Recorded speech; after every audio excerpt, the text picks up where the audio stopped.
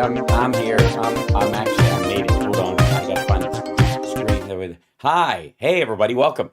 Good to see you. Good Friday. Or no, what day is it? It's Monday? Is it Wednesday? What's today?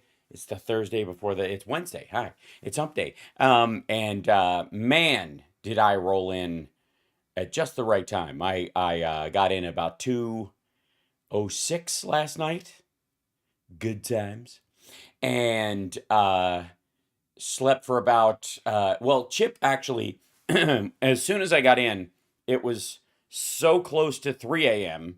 that which it wasn't. It was, a good solid hour, but Chip's sense of time is very, very, very bad. And so he rolled up on me and was like, "Oh, food time." And I was like, "No, this is not food time. This is the middle of the night." And Daddy's crazy. Daddy rolled in the middle of the night, and Daddy's going to sleep now, and you will eat at normal time. But he was like, but it's 2, and I'm hungry, and you're awake. So I went to bed, and he woke me up at about an hour early, and which is about 4:30. Normally 5:30 is the window, and yeah. And I was able to put him off for another 20 minutes because I try not to feed him before 5 a.m. And then I got up then and did that. And then I was up for another hour and then conked out. And now I'm here. Hello. Hi.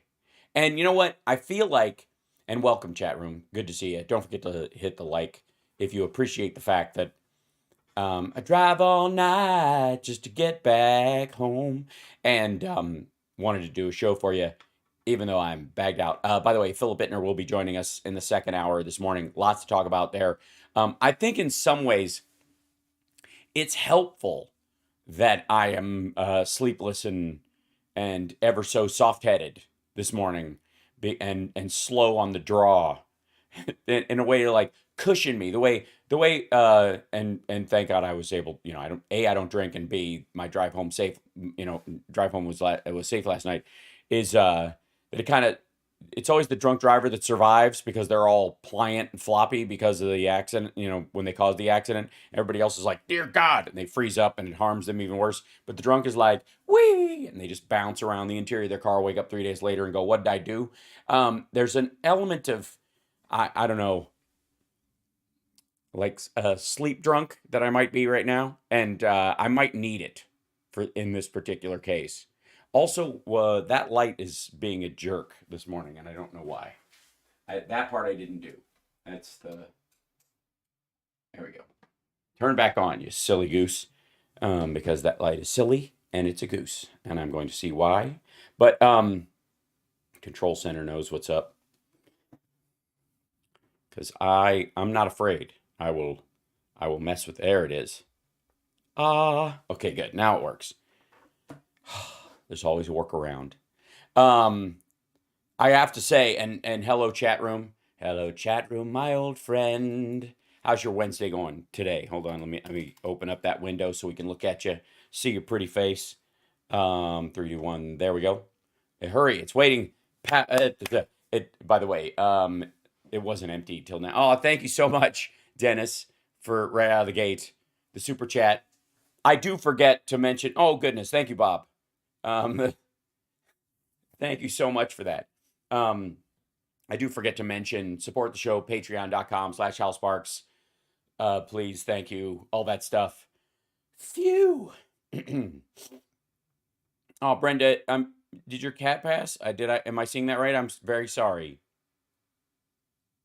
By the time you're in the market for a replacement and you want some little thing to cuddle that needs a home, believe me, we have enough of them traipsing through this house that we foster that maybe we can help you out. But in your own time, appreciate the pet you had. Yeah. Oh, freezing your balls off in Las Vegas. Yes, it's pretty chilly. I have to say. Hey, 47.4K. That's right. We're almost to 48. That would be very nice. So subscribe. How do I shave every day? Practically every day.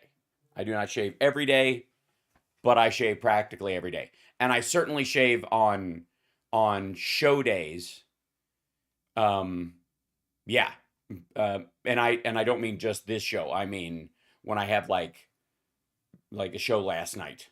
It's funny because there have been a couple of times over the last 2 years, especially, where I was like, I should grow a beard again. I feel like doing it just for the heck of it. And then it would just be weird for Nerd Halen. It just wouldn't work at all. So I'm kind of like always in character these days. It's kind of, the nice thing is that like I've been managed to get through with like long hair with my hair just back for shows. Obviously, it would be better with short hair for Nerd Halen, but whatever. And yeah, oh yeah, I got plenty of gray in my beard. and I don't care, but I like nerds grow beards too. I know, but it's kind of the not this one, not the character I kind of play, in this. So there you go. But I don't know, like, what is up with you? This headphone has been such a dick lately. It's just, is there something like it just won't charge no matter what I do? What's going on? Charge, you silly thing, so that you will work in the afternoon show. Okay, it's red and blinking. I'm gonna shut it. I'm just gonna have to one ear it. I've heard that Rumba spies on people, makes blueprints of people's homes care. Oh, Roomba. Oh, Roomba. Yeah, no. Um, yeah, I'm not worried about that because the one thing about Roomba is that I have to block off the doors in my house to keep it from running into the thing because of light coming through and yada yada yada, and I don't want to bang against the thing. So I have little barriers everywhere, so it thinks the house is shaped differently than it is. There's those little hacks you can do. Also, I have little things like I have this guy, and I don't know where my Wi-Fi hacker is, um, but I mess with my home's digital signature all the time. Just so you know. Um, Beards are for the lazy. There's something to that. There is a my and it's interesting. Yeah, my mom, Hal the hacker. You're not it's a hobby. I mean, it's a namesake hobby, I would say. My mom, I remember very like when I was a kid, and I don't remember. I think I was a teenager when I heard my mom say that she was talking to a friend of hers, and she said that men grow beards when they're thinking about cheating. Or when they are cheating. That's a thing. And so I think that's one of the reasons why I never grew a beard. Because I didn't want anybody to think that. I didn't want anybody I was dating to think that or worry about that. I was like, oh, do women think that? Anyways, it doesn't necessarily mean it's true, and it certainly doesn't mean that everybody's who's clean shaven doesn't or something. But I very distinctly, some women too, touche. Um, yeah.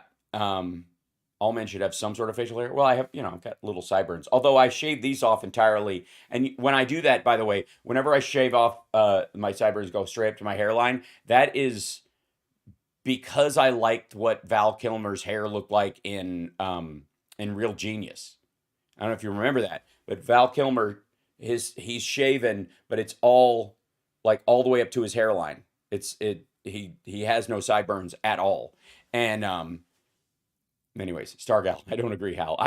It's not whether I agree or not. It's something, it's like an old wives' tale, literally at that time. And that's just where I heard it. Yeah, your beard though will come in part gray. That I don't have a problem with that. That's okay. Thank you, Luis. Oh, thank you so much. And TOH Show Live, thank you. And by the way, thank you for the gifted subs you've been doing. That's really lovely. Val Kilmer and Willow. Yes, exactly. Same thing. A Real Genius is free on YouTube movies right now. Oh, nice. Yeah, you should check that out. You'll understand me a lot better if like as far as personality traits, in my formative years of like where I wanted my personality to come from. If you watch Real Genius.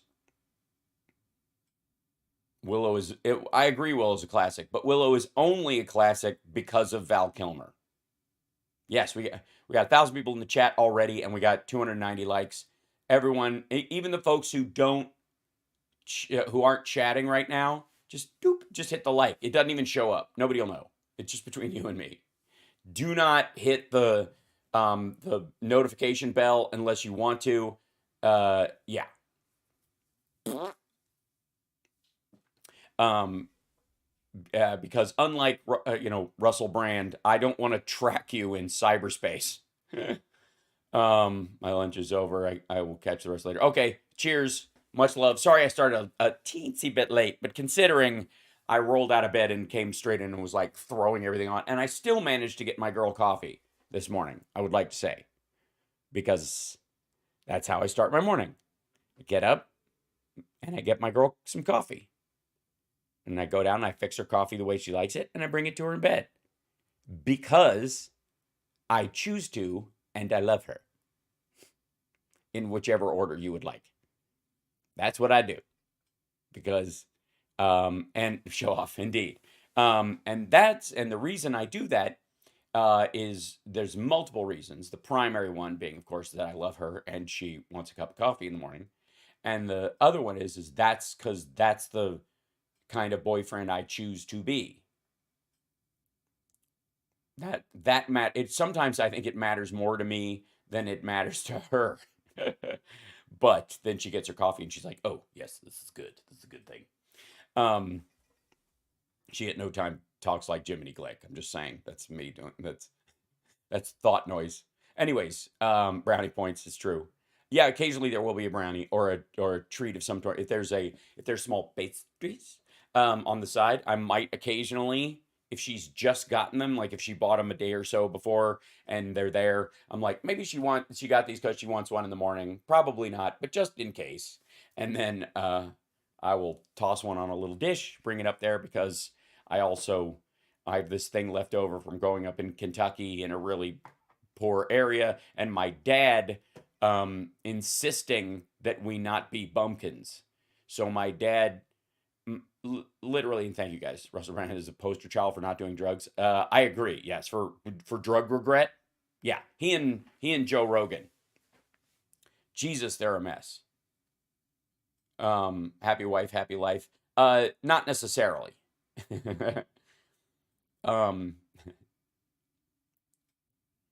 Because happiness, I mean, how people define happiness is always suspect in the situation, is not the definition of how a woman finds satisfaction in her relationship or her life in that way. That's always that phrase is always I found ill-fitting in life. My dad also no bumpkin policy. Yeah, if you grow up in the South and you're like you want any chance of getting out, your English has to be pretty spot on. You can't, no y'alls and ain'ts and that kind of stuff. Like drive that stuff out early. And I remember very distinctly in Peaks Mill, we had a dining room table that we seldom used, but it was there. It was old. It was from my grandmother's house, big round table. And my dad once set us a place at the table with all the forks and knives that you would have at a formal dinner. And it was funny because we had regular forks. So he moved the forks a little lower and say this, okay, in reality, this would be smaller. It's insulting. What is? No. I say y'all all the time. That's fine. But it should be optional. But when you're a kid, it can become a permanent habit. Information rush, like, oh, do we have a troll who's having a fit? That's adorable. Does he it's a lot of, I have to explain to some folks, a lot of our trolls don't speak English. So they think that when my mouth is moving and I'm making noise, it's got to do something with Trump and woke and whatever talking point they're paid to yammer about. I'm dead serious. That it's kind of funny. It shows up in the comments below occasionally where I'm like, yeah, that's not what we were talking about at all in that video. And I'm like, oh, they don't actually understand any of what's being said. They've been assigned to I think they went by something in the title. Devin Nunes is having a meltdown because Truth Social is failing. Well, somebody's gotta, because Trump's just going to pretend it's doing great. Um, there are no trolls, just future friends. I wish that were true. But anyways, back to the story. So don't get me too like that's see how fast the chat goes and how much is in it. It's hard, you understand. Like you're like, oh, he doesn't have ADD or ability, lack the ability to focus. It's just if you're trying to watch that too, it will scramble every thought you have. So my dad sat me down at the table and explained to me like how to eat properly and with what, including even the dessert fork at the top, long ways across the top of the plate.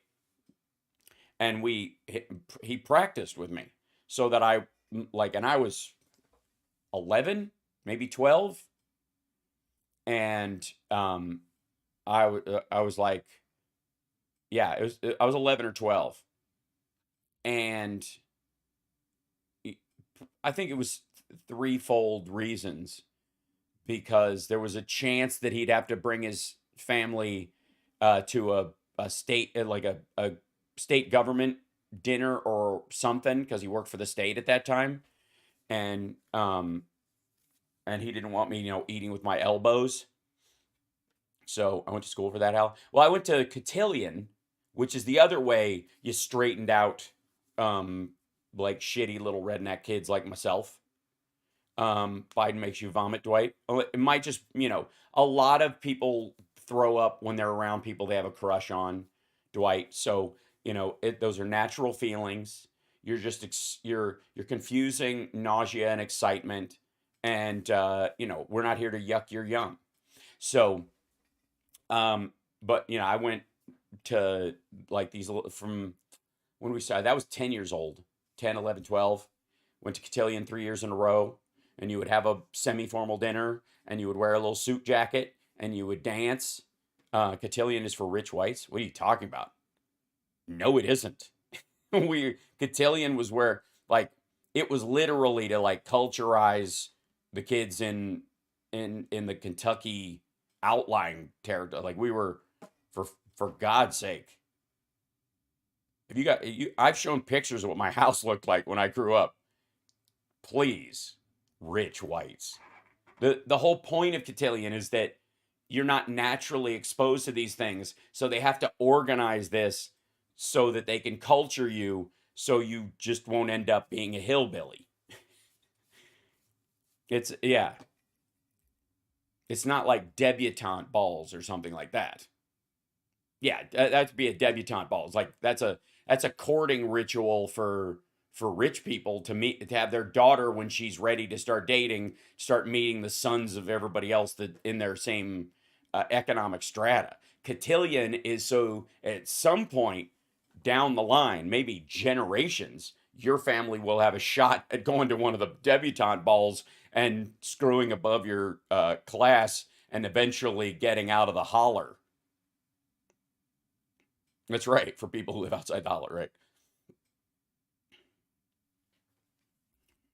UK, the ones you have top secret on 20 years and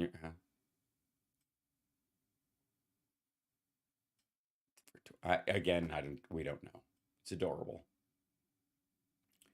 Trolls ever try to report your streams or vids? Don't give them any ideas, but yes, all the time. But I just asked for a review, and nothing happens ultimately. Nutria Cotillion was upper crust deal. Yeah, I didn't ever go to Nutria Cotillion. Nutria didn't have a cotillion. We had just dances.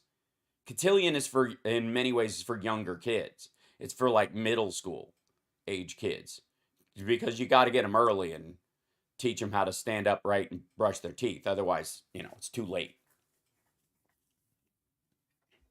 I'm not a troll if you think I'm. Well, that's between you and your maker, Arizona. U.S. seems more class conscious than Europe. No. Yeah, we get it, Dwight. We know you're in love. You have a crush, and it makes you feel sick to your stomach. Well, you'll get over it. You'll be fine. Is cotillion a church thing? No. Um, church is the other way you culturize, hillbillies. Is there are two places where you get dressed up and act like a human being. And it's one of the reasons why I have trouble wearing suits all my life. And luckily, masonry has helped me get over that a little bit because you have to wear a suit to meetings. But I always, I think suits look great, but I would have those little like polyester pale blue suits when I was a little kid that cost like, you could buy them at Woolworths in Lexington for like $4. You could buy a jacket and pants for $4. I'm not kidding. And or you just get them. It's called manners. Yes. You teach them manners, right? Um, that and they were, I mean, it's such polyester that I remember very distinctly. I had this pale blue one that I was supposed to wear to Sunday school, and it was like I'd worn it like 4 weeks in a row, and then I was playing after church, and when they had a gravel driveway, and I was running around with some other kids, and I fell down and I slid in the parking lot in the gravel, and literally it just disintegrated the knees of my suit, like the pants. And I remember my mom kind of let it slide, but she was miserable because we didn't have another one. And so I was wearing like that suit jacket and my little like I had these brown, it was terrible. I had these brown plaid pants that we'd gotten at a thrift store in Cincinnati while visiting my grandmother, that I wore all the time, that were pretty indestructible. And so she made me wear those to church with my light blue polyester jacket that had a little shirt that came with it that had like a mini dicky on it. Like I looked like somebody from Dumb and Dumber. Yeah, nice threads, I know. Um, so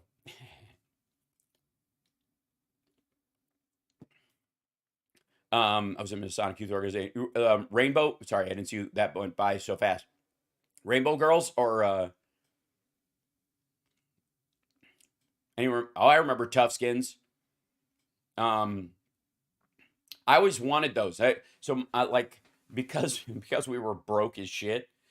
We never had. I never got to like the Tough Skins jeans, and like I don't remember having any pants that had a label on them till I was in middle school. Maybe everything was just sewn pants. And was I a Tuscan Raider? Yeah. Well, I'm sure he was a good man, Debbie. Um, yeah. By the way, trolls, you're here. Obviously, don't forget to hit a thumbs down. If you're on Facebook, there most of them are on Facebook because it's the admission's cheaper. Just use an angry emoji for the show. It helps us, and your eyeballs help anyways. They don't even need to do anymore. All sounds a bit cruel. What part? The the polyester? Can I? Yes. Will I? No. Boltanos. I got those iron-on patches. You can't iron patches onto polyester. Oshkosh bagosh, that wasn't an option. That was before my time or after my time. Yeah, the trolls are good comedy relief today. Um, I did not have Spider-Man. I wanted to have Spider-Man underoos. I at one point, and it was like well past the age. I had Yoda underoos because it wasn't so much the green underwear that I thought were funny, and I would wear them at school, and I just thought it was funny that I was wearing green underwear. But it came with a shirt with Yoda on it, and so I would wear an underoos shirt to other kids slept in them, and I wore it to school as a regular shirt. Your mom made your clothes? Yeah, my mom didn't make my clothes, but my aunt Karen, I would get hand me downs from them and from my uncle Philip's side of the family because my cousin was taller than me and he outgrew me very early. So I got a lot of his secondhand clothes. A lot of my stuff was that, and they'd been patched and fixed and all that kind of stuff. When I was in school, there was no Yoda. Wow, that's crazy. How did you survive? Yeah. I remember when Garanimals came out, and I was like, ooh, fancy. I knew kids who wore Garanimals matching ones at school, and I was like, these people are rich. Good Lord. You can you can afford and coordinate pants and shirts together. They have the same animal on them. Also, Izod was the big thing in my first year, like in middle school, last year of middle school, first year of high school in Kentucky. Izod had just kind of come out, and having an alligator on your shirt was like ooh la di da, because it was like that was the adult Garanimals. I'm not saying you're rich, Jeanette. I'm just saying that was my response to it, having worn pants that were sewn together by an aunt or an uncle that had a drawstring, essentially. Yeah. So comparatively, that seemed rich to me because I was just the idea that you could have even afford, yeah, members only jackets. I did get a members only jacket when I moved to Chicago, and my dad had gotten a real job, and that was one of the few things we could agree on that he was cool with me wearing. He didn't want it to be black though. He wanted me to get a tan one because he was trying to get me to fit in with the Chicago, like the rich kids at New Trier, and he wanted me to blend better. And and looking back, I totally get it. Like I resented it at the time, but I knew what he was trying for. He was trying to make it easier on me to, and to make friends and whatever. But we settled on dark blue. He wouldn't let me get the black one, but he would let me get a dark blue members only. And I basically all through high school, I wore black and blue. Those were my two colors all the time. As a matter of fact, when I won the funniest teenager in Chicago contest the first time, yeah, when I won my age category when I was 15. And when I was 17, I wore the same shirt because it was like my lucky shirt, but it was this blue blue and black checked button down, and I would wear a silly T-shirt under it, and that was kind of my high school I'm going to be a comedian one day uniform. Yeah, you had MC Hammer pants. I envy you, Jennifer. I'd never had MC Hammer pants, but I did have the big balloony weightlifter pants that Sammy Hagar wears, and I swear to God, I'm going to come across a box at some point and go, oh my God, here they are. They were bright blue and puffy, and they were just stretch. And I'm just saying the easy access and speed access of getting those pants on and off served me well in the early 90s when I'd come to Los Angeles. Yes, I had a pair of parachute pants um, that I bought with my own money. Um, what part of Chicago? I went to New Trier when I moved up there. I lived in Winnetka, and then I lived on the north side. And my, like back and forth. My last year, I lived up, with my dad and down there because I had class at the second city, so it was back and forth all the time. My last semester of high school, I was downtown Chicago, like on the north side at near like Wells on Wells near Second City, like Lincoln and Wells, and then and Winnetka school nights and not school nights, that kind of thing with the Velcro. I had a pair of yes. Do you have a spandex stage? Yes. Well, at one point, I got a pair of striped spandex pants during the '80s metal for opening phase, and I took a pair of pants and I slit them like crazy, and I put the tights on underneath because they would be, I mean, it would be hot pants if I hadn't. And then I had a Kiss back patch, and my back is not big enough as a human being for back patches. They were always a little too big for there. Hey, it's Phil's art. He's with us a little bit early. Look at this. See, I managed to chit chat until he showed up, and it was perfect. Hold on one second. Let me make sure that. Yeah, hold on. Let me grab this as a second, and I'll just go ahead and bring him in because this is how we do it. Okay, post them in there. And then I will see if I can do this and see if he 3, 2, 1. There he is. Look at that. Hold on. Okay, you're a little quiet. We'll fix that on your end. Be able to fix that? How about that? There. Hey, now your mic Bring is my mic perfect. down. Look at Bring that. my mic down. Bring it. Turn my microphone down. Yo. Okay. Yeah. There he is. And excellent. Say hi to Phil Bittner, everybody. And while I, oddly enough, make a nameplate for you, because I didn't. I fixed the echo. I did. Okay. Can you Okay, check for good. me? Ooh, now you're I loud. might That's have good. exciting news. I might have a job for you. I might have Oh, a look at. task. Oh, all right. I'm here. You know, I'm a man of service. That's what I do. It looks like Aaron Mate has just agreed to a debate. Oh, wow. All right. Yeah, sure. With You me or might with have to you, or what do you moderate. need? Oh, yeah, I'll No, with moderate it. me. You moderate. I need a Okay. moderator. I need somebody to help me set up a space because I don't know these Yeah. things. Yeah, I can do that. I can make that happen. I'll set up a No, little. I was invited to get on by the way, lovely to see you. Happy Yes, days. hi. Hello, good to see you. Everybody, The Phil war is Bittner, going Phil to Bittner, end this everybody. year. It's done. It's done. It's I done. agree. Yeah, we will.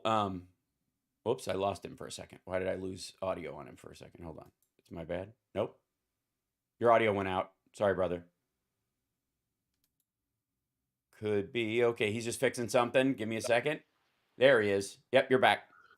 Okay, how's that? It's good. It's good.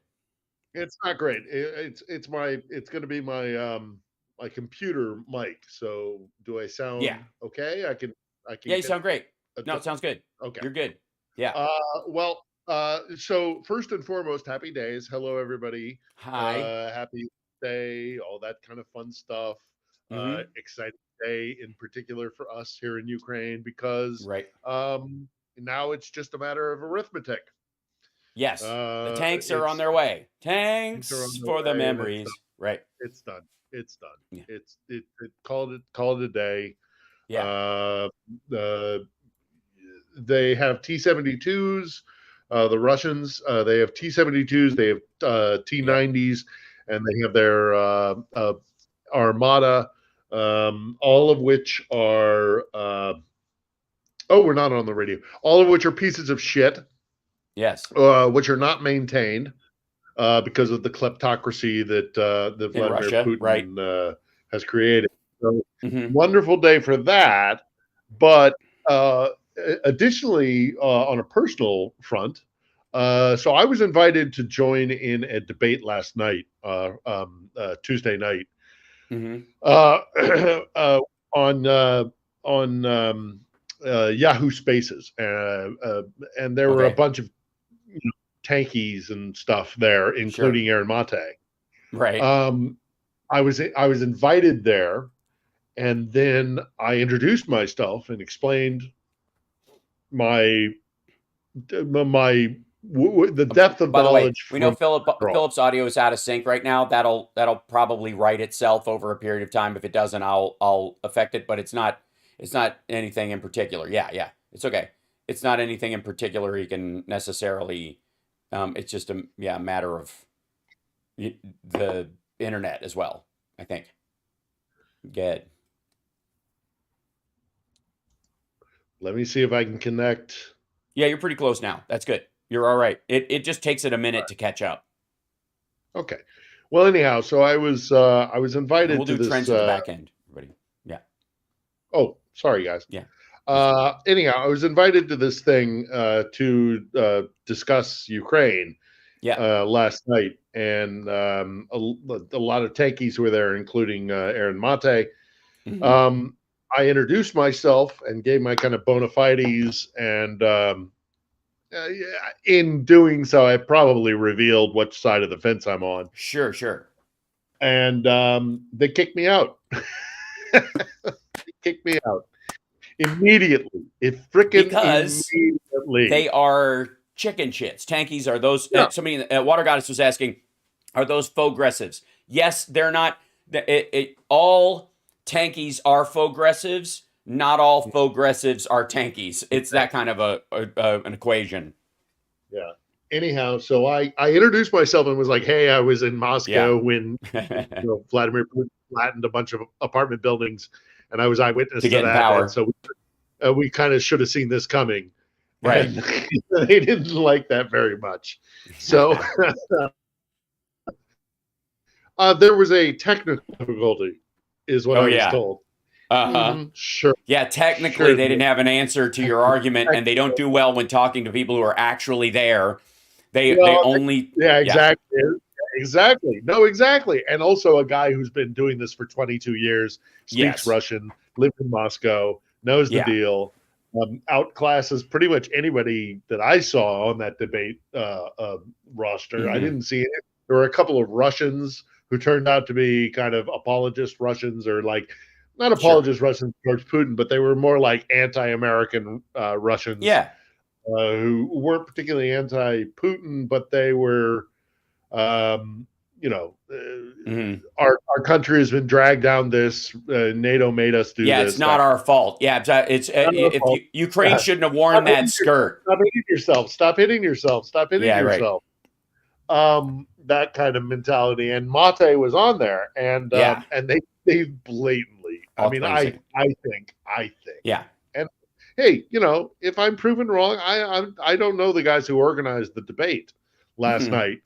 So I'm going to give them the benefit of the doubt. Okay, maybe they had a technical problem. Willing to accept that. Real quick, just to catch everybody up. So Aaron Mate fills in for Jimmy Dore sometimes. He's one of these like tanky sources that shows up on a lot of these things. Who has these he's pro-Russian, he's pro-Chinese government. He's not only a he's not only a Xinjiang Uyghur genocide denier. He's a Uyghur forced labor denier. He's also a Tiananmen Square massacre denier. He doesn't. I mean, if we go back far enough, he'll think the Mongols never attacked Hungary. We talked about that last week. So he'll at some point.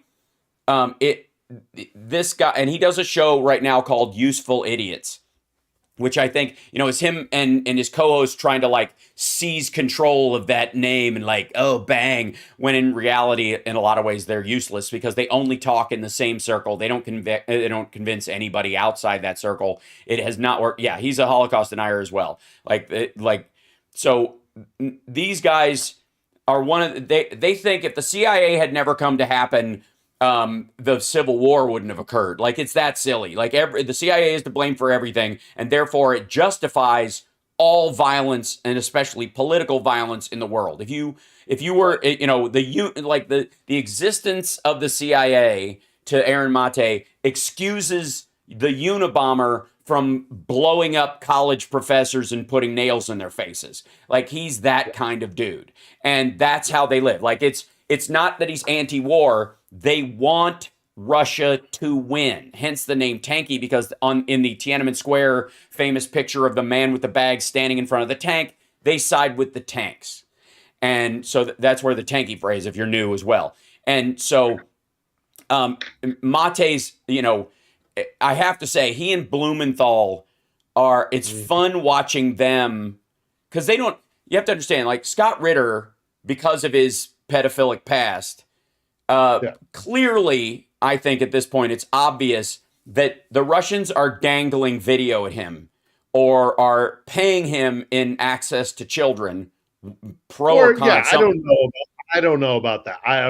No, he's a convicted pedophile. He was convicted of trying to lure a person who he thought was 15 to a motel, I believe it was, and it was a cop pretending to be one. It wasn't even a question. He pled guilty. He did 2 years out of, I think, the 8 he was supposed to serve.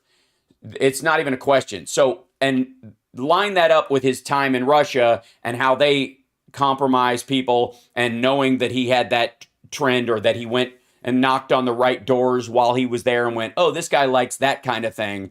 It's not hard to imagine that they either control him via that or promote him via that, where it's just hey man, say what you will, you can move here and you're cool. Yeah. But that said, exactly. that's just legit. But insofar as Mate and those guys, I'm just catching the chat up because you know all this stuff. But sure.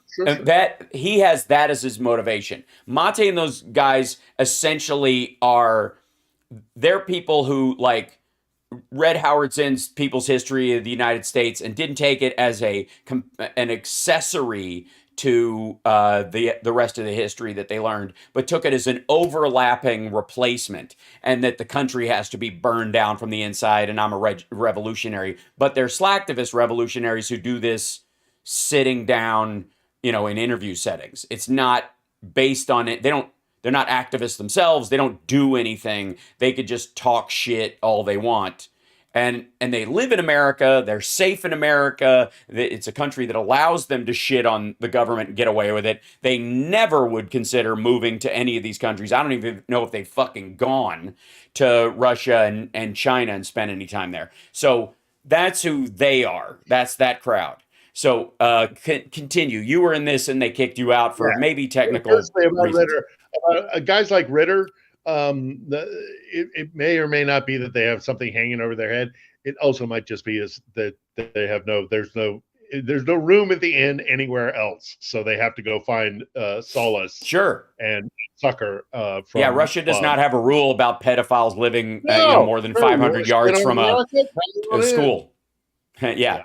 And what's interesting is I couldn't stand Ritter just because he was kind of a run-of-the-mill pro-Russia yapper, and I would watch him, and none of what he said made any fucking sense. Like, a lot of it was so over the top. It sounded like something Solovyov would say under, in his moments of trying to convince everybody the sky is green. Yes, exactly. It's just ridiculous. Oh, it looks pretty blue to me, and then no, it's definitely green. Ritter was correct about no WMDs. He wasn't the guy who pushed that. Everybody knew that at the time. That was easy. And again, if your mission is only to shit on the U.S. government, technically speaking, I was on that mission at the time because George Bush ran the place. The difference is it never stops. You are indiscriminately against everything that it does because that's the mission, and that's what Ritter was on. And it's not, it's in many ways, it's the difference between, I would say, somebody like Chelsea Manning, who did their time and was going, showed information around a specific thing, and people like Assange, who are on a mission to ignore Russia's bad deeds and the bad deeds of other governments, and singularly focus on that of the U.S. as if there was there was no middle ground or any balanced conversation. That's another thing for another time. But anyways, so you jumped on there, they kicked you out, but there might be a... Yeah, the reason why I hopped in early was because I was hoping that he would give an answer, but it's been about an hour now.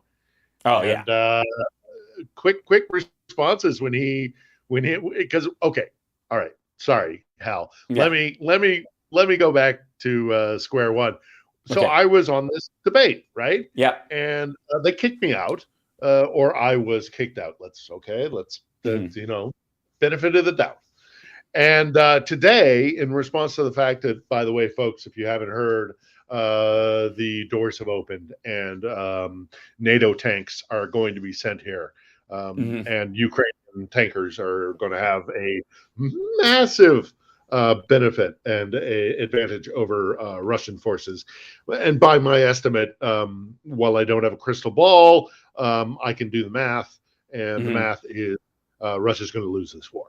Yes. Full stop. War's going to end. The war will not go into 2024. War is a fickle mistress, and anything can happen. So I wouldn't bet the house, but I'm pretty damn sure it's done. It's done. It's finished. They're going to lose, and they're going to lose bad. Anyhow, so Mate posts this thing about how awful it is that they're spending our tax dollars. Like he gives a shit. Like he gives a shit. And I kind of said, well, you're full of shit. And it's a good thing I got bumped from that debate last night because I would have wrecked you. And he responded directly to me and said, oh, looks like we got a toughie. We got a Twitter tough guy. And I said, no, I mean, I'm 8 hours ahead in Kiev because I fucking live here. And I fucking, while you sit in New York and feel, that you are knowledgeable enough because you read a couple of articles that you can estimate. I'm fucking here. So I posted back and said, well, it's 8 hours ahead, but anytime you want to debate, Aaron, I'm ready for it. And he agreed. He wrote back and he said, okay, let's go. All right. And I was like, All right, great. So I need a moderator or something. So Hal, I might Okay. have to I don't know that he drag will you in. accept me as a moderator. What he will probably, what he'll want to do is have his co-host on Useful Idiots, whatever her name is. Is it? I don't know if it's Caitlin or whatever. It's a blonde person, lady. And I'm fairly certain he'll want her to moderate.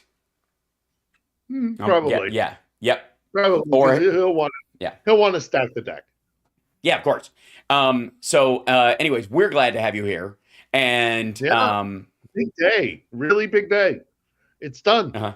It's done. It's done. Yeah. For those that don't know, by the way, not only have the Germans signed off on delivering the Leopards at this point, they are also, the U.S. is also sending Abrams as well. That's already in process, and they will have enough. Yeah, my suspicion is those Abrams are going to sit in a training in the field. back. Yep. And by the way, to get them ready in case Russia decides in the future because what those Abrams will do is people will be trained up, elite forces in the Ukrainian military. When they're pulled off the front line to rotate them out, they will be sent to practice and learn the Abrams. And then the Abrams will be there as a warning going forward as Russia goes through its whatever it goes through. After this is all done, right. Yeah, they will be ready. What this does is it opens the floodgates for the Leopard, and Germany giving, I think they said they're going to give 14 or something like that on the initial day. I mean, today is the first day where they've said that okay, screw it, tanks. Now that the U.S. So we're all crossing the road together. Yep. Everybody link your hands. We're all going to take this together. But now that once they've done that, I mean, like already the Dutch are like, okay, we'll buy another 30 Leopards off of you and we'll send them once we. Because Germany has had this kind of end of use agreement so that you. Right. We sold these tanks to you, but before you deploy them, you have to, we have to sign off on how you use these things, which is kind of damaging for the German arms industry, but that's a debate for another day. Yeah, right. But the nice thing about it is that now that they have said, okay, anybody who's got a Leopard, send them. And like all these nation states who have a different set of political concerns than the Germans do are like, oh, if that's the case, we'll just buy them from you and then give them to the Ukrainians. Yes, as long as the end of use agreement, that was what the holdup was. And also, by the way, I first of all, the chat was asking if you can see the chat, and he cannot currently accept on, I guess, what other YouTube or whatever he looks at. But they were saying thank you. And secondly, to you. And as well, I would like to say that first of all, you're welcome because when Olaf Scholz had said something along the lines of that, we are concerned about sending tanks to Ukraine because tanks parked on the Russian border, that reminds people of, a very bad time, and will escalate things. And I would go, you know what those tanks not being there reminds everybody of? The Nazi-Stalin non-aggression agreement. That's what it fucking reminds everybody is, because that's what it reeks of. All of this stuff, to me and to a lot of people, reeked of the Nazi-Stalin agreement, non-offense agreement or whatever that they did, to basically saying, look, we're not going to pick a fight with each other because we have a unified, it would be deadly to both of us, and we both really want parts of Europe. So we'll just divide it among ourselves eventually. That broke down because you had two sets of true believers, one that had a political ideology that the Germans, that's effectively the Nazis, used as their primary wedge point when they seized power, because the communists, if people don't remember, when the Nazis basically took over by starting to form their own coalition government, when they eventually won the most votes and had the most people in parliament, the the Democrats, the liberal Democrats who were pushing against them, or moderates, were the second group. But the third group, right behind them, were the communists, or the German Communist Party. And what they were trying to do is break off people from the liberal Democratic part with the whole socialist idea to wedge against the communists. And eventually that was how they gained power. So that there was a real stiff political line, as well as the Germans were like, eventually there won't be anybody but Germans on the planet, which was really the when you boil it down to it, is the same thing with like the Han Chinese currently right now in China. That's one of the big sticking points if you spend any time over there, and why the Communist Party is specifically problematic is not because they simply want communism for their own country and they want to put a cloche over the whole thing. It's that they ultimately think the Hans are the superior race on the planet, and they eventually want everybody gone. They're going to start with everybody inside their borders, but it doesn't have to stop there. And the Russians even know that's next. That's why it's iffy in their border regions. And the Japanese know this, and the Thais know it, the Vietnamese know it. Like, they've experienced it before, because in 1979 they kicked the Chinese army's ass because they were like, oh, I see you want to murder us and take our land because you just want to breed everyone out of existence. Sweet. So anyways, a little history lesson in that. But that non-aggression agreement is what this sounded like to everybody. It was like, Germany's just because they need the oil and gas, which is no longer the truth. They can get plenty from Norway and Finland and other sources and Qatar. That idea that they have to have it from Russia is nonsense. And if the Russians would just let the Kazakhs sell it to whoever the fuck they want to without threat of violence or shutting down their pipeline, they would never be necessary again. And the Russians know that. And they'd have to make, I don't know, electronics worth a damn or show up on the world stage with an invention as opposed to just selling the dirt beneath their feet. But that was a quick catch up on there. But Olaf Scholz's whole thing seemed like that to most people. They're like, what the fuck is Germany up to? It didn't sound like, oh, I understand. They just don't want to be in a war footing because people have bad memories about Germany on a war footing. It wasn't that at all. It's the exact opposite is true. Is how Germany ended up being the worst on the fucking planet was that it started with them playing footsie with another giant autocracy and saying, eventually we'll just split it amongst ourselves and we'll put our war off to another day. And I think they also are looking to a post-war Russia, and they don't want to piss off Ukraine the Russians right, too much. So I think there are a lot of reasons. I don't think it's negligible, this whole thing of like Germany doesn't want German tanks on Ukrainian soil because of their history. Yeah. I don't think it's completely negligible, but I don't think that that's a legitimate. I think basically they wanted to, as I say, they wanted all the NATO alliance to gather hands together, and we're all going to step off the exact same moment. We're going to step off the curb. Everybody got their little travel buddy. Yeah, that's right. Hold hands, and now everybody at once. 1, 2, 3. Step off the ledge. Yeah, well, were they worried like that whole thing of like everybody whose mother isn't dead, take one step forward. Not so fast, Johnson. Like the old army way of announcing that someone's parents have died while they're in basic.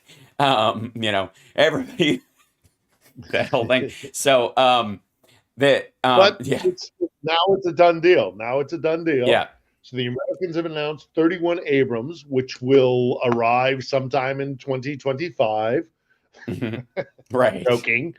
But symbolically, they'll have done it. We'll all send tanks at the same time. Correct. And what gets to the front lines will be NATO diesel engine, but still 100% modern and 100% with targeting systems and hydraulics to and geoscopic controls for the gun and sighting and all this kind, high tech stuff. Right. Because the NATO has a different military doctrine and blah blah blah blah blah blah blah. Stoner to you, dude, saying Phil Howard Bradley's factored into, let me get this right, incorporated into tank use. Well, I just put a video. I just put yesterday when I was involved in this roundtable, which was a farce, it delayed me publishing a video. I just put a vlog on my YouTube channel, which is just basically my name, as you can see down there on one L and Philip and two T's and Bittner. Go check it out. It's just basically called the question of armor, and I did a kind of a deep dive into this. It's about the 12-minute long video talking about this kind of stuff. And part of it is, yes, we have given them a whole bunch of Bradleys, and we have given them we are in the process of giving them strikers. The Bradleys. By the way, line, just real quick, people in the chat room, he was joking about 2025. They're coming this year. Oh, no, they are coming. Yeah. Joking. But 100% joking. They will not be on the front line for quite some time. But they'll be in country. They'll be in country, but the Abrams on the front line, I do not estimate seeing Abrams in combat against Russian forces until, I'm not joking. End of 2024 is if it's still necessary. A lot 2023. Yeah. Sorry. Yep. The end of this year. Yep. Is the earliest we can expect to see Abrams up against T-72s, T-90s, and Armadas. Correct. On the Russian side. Just because it's an incredibly complex piece of kit and it's maintenance for it. I mean, it's a beast. The Abrams is an absolute beast. But the question that was posed in the chat about the Bradleys is, and I go into this in the vlog that I published on my channel on YouTube yesterday after I got kicked off the debate. The roundtable goes into this. It's a doctrine that we have in the West in NATO called combined arms doctrine. And it's basically using everything at once so that your enemy has to respond to every threat at once. So you've got close air support, you have artillery, you have strategic bombing, tactical bombing, really high altitude tactical bombing. Oh, we're getting an alarm, bugger. And then infantry fighting vehicles, which is what the Bradley is, in conjunction with battle tanks. And so your infantry is in a Bradley, and it's beside an Abrams. You go up to a frontline position and you dismount your infantry from the Bradley, which has tow missiles, which are perfectly good short-range anti-tank missile systems. It has a 30-millimeter cannon, which with depleted uranium rounds, which I am not in favor of because it leaves radioactive debris everywhere. But it slices through armor like butter, a hot knife through butter. But so it's just everything all at once. And so in order to do that, you have to have a main battle tank. You have to have infantry fighting vehicle. You have to have close air support. By the way, everyone's telling you to put on your helmet and get under the table and do everything you learned in school. Get under your desk. Right. He's getting his helmet. He will get his helmet. Yes. And they want you to be safe. He does have a mace behind him, which is what we call a mace. I forget what the Ukrainian word for it is. So, if he needs to, Chuck, he'll be fine. No, I'll be fine. Okay. I got my helmet. Yeah, he's got his helmet on, and he'll be all right. But we did just get the alarm. We're fine. Yeah. Anyhow, fucking hate these things. I understand. You haven't spray painted press on it or Born to Kill like from Full Metal Jacket or anything? Well, I got my armor. Oh yeah, there you go. Yeah. I'm not going to throw that on because we get these so often. Although, having said that, not to diverge from the debate about combined arms doctrine, we get these quite an awful lot, and I would not be terribly surprised if Vladimir Putin tells Shoigu, in response to the fact that they're now going to be getting NATO tanks, lob a couple missiles over there to express our displeasure. Mhm. So, okay, we might get hit. We haven't had a hard, a heavy strike against Ukraine, against Kiev has not happened. Mhm. So, touch wood.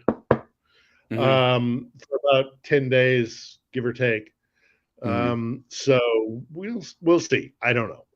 We'll see. By the way, somebody's asking, I'm how do you know when to take cover for sure? Because it seems like it happened if and now if it's I start hearing explosions, he'll bug out. yeah, Yeah.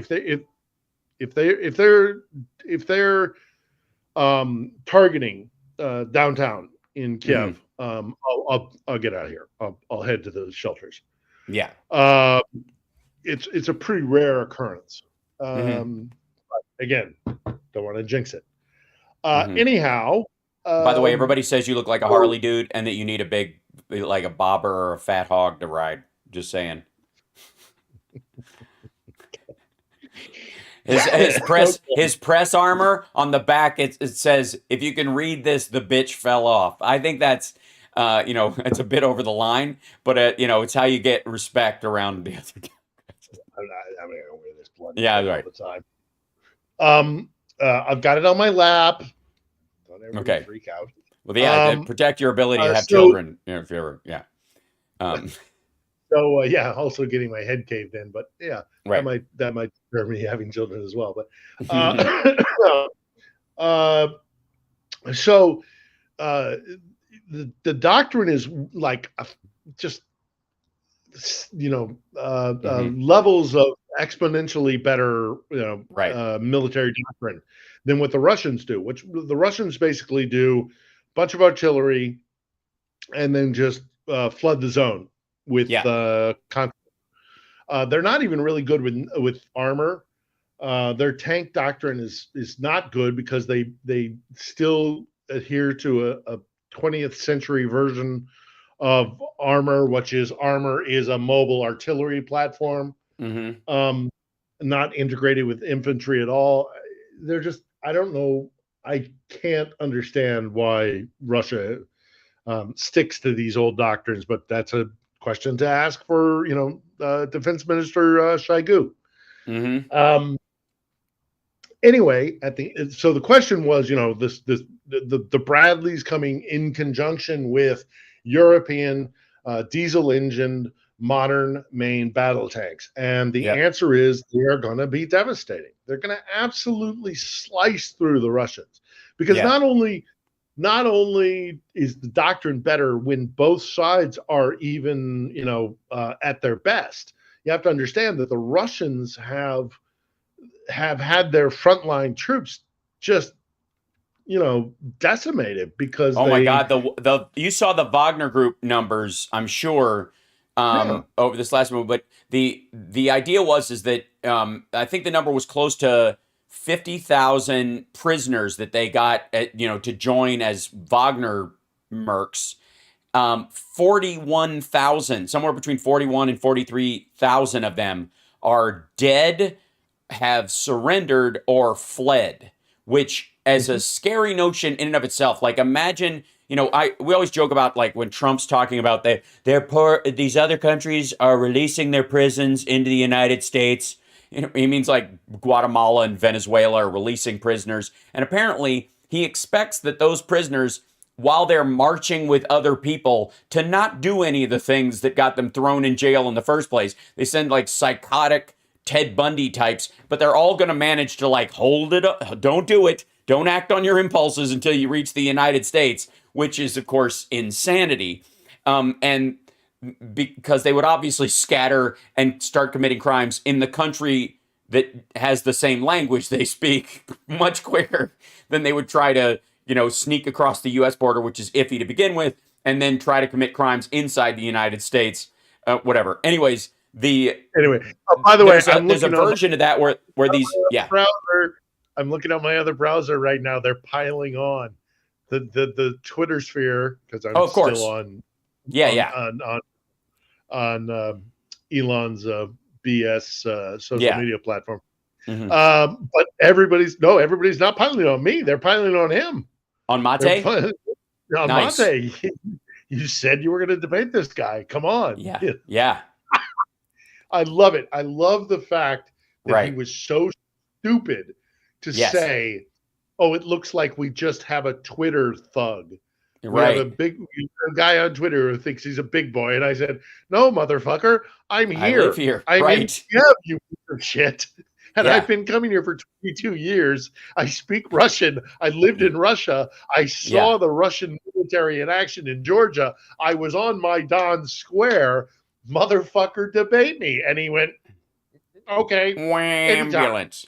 Yeah. Well, the other thing too is I think, and I'm, I will pay for the flight. Not that pussy is disparaging. Love pussy. No, but I will.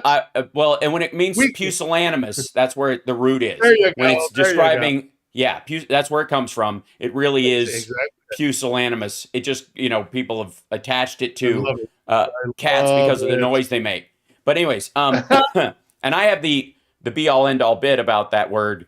Thank you very much. Often attributed to SNL and Betty White, but I wrote it, and it often gets, that happens. It's like Nelson Mandela's quote that gets attributed to Marianne Williamson, or vice versa. Sorry, Marianne Williamson's quote that gets attributed to Nelson Mandela, which is hilarious because he would use the word fabulous. Anyways, happens all the time. So I'll pay for his flight to come there, buddy. How about that? Out of my Nerd Halen money, which is not much, but 5 gigs worth. It would be.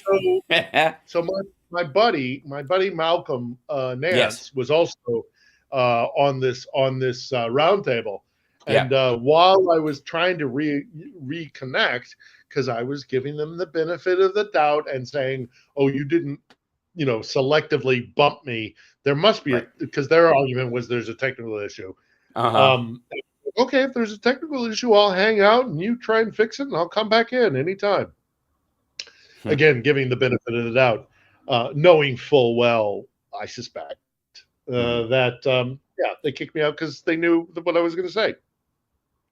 And the gravitas of me actually physically being here and the knowledge that I have. Yeah. Oh, by the way, apparently you'll oh, yeah, go ahead. Sorry, I'll tell you after. Go ahead.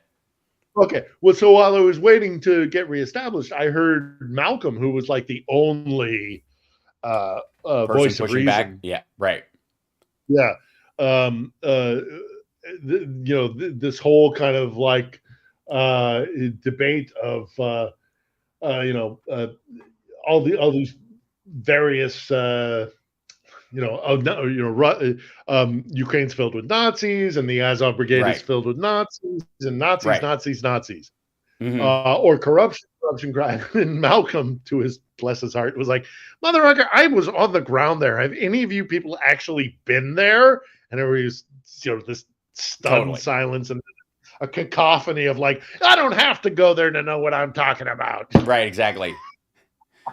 Same people, by the way, that were siding with Tucker Carlson and Fox News people in their clips going, how come Biden hasn't been to the border? Like, get the fuck out of here. But what I was going to say is apparently, and I won't out them because it's particularly funny and they posted or whatever, but a fellow blue checkmark, as it were, went to Flappers and was expecting, he was like just there to watch comedy or whatever. And Jimmy went up and did a set, and he goes, I saw Jimmy Dore's set, and it was all anti-vax and anti-Ukraine and blah, blah, blah. And he goes, he has a picture with him, and they're both smiling. He goes, this is the picture before I told him who I was, because apparently he goes after Jimmy online to get, like we do. And he goes, he said, I told him I was really there hoping to see HAL SPARKS. And that's when Jimmy started cussing at him and screaming. in the fucking right next to the exit door towards the bathrooms in the Flappers. I was like, that's so awesome. That's his reaction. Yeah. And it should be. I have fantasies of showing up at one of Jimmy's stand-up bits and like just wearing my Vishivonka and sitting in the front row and locking eyes going. No. I have to say, you would know. He wouldn't know that's what the shirt is. Like he knows no details. about any fucking thing there. The extent of his information comes from word of mouth from other people who are full in on this like Russian propaganda, spouting stuff like Jackson Hinkle and the fucking LaRouchians that he has on and Aaron Mate. But he doesn't commit any of this to memory. He just he's heard those points so many times like muscle memory in his fucking head. And he just barks them out as if it's still true. And it's one of the reasons why... They're all Bandera supporters. They're all Bandera. Right. Okay, who is Stepan Bandera? Tell us the story. Right, tell us the history. Who's that? And by the way, anybody who's listening to this podcast and watching this right now, if you have people who are also kind of spouting this, I know it's Bandera bullshit, rare, right? This Bandera bullshit. What I have done in the past, or recently, in the off occasion that I get into a debate with people about Bandera, I'm like, oh, really? Tell me the story of Bandera. And what do you know about Bandera? Well, I know he was this. Oh, well, that's really good because nobody knows the story of Stepan Bandera because for 70 years under the Soviet Union, he was the boogeyman under the bed. He was the story that you told children that, Bandera will come and get you. They have owned that narrative. Nobody knows the story of Stepan Bandera. Right. 100%. There's some stuff that we can definitely latch onto. Yes, he was a prisoner in Berlin. Yes, he was given a SS unit and sent back to Ukraine basically to fight the Soviet Union. Yes, he definitely was aware of what was happening in the Holocaust, and he definitely turned a blind eye to it. So for me, that's a red line and a non-starter.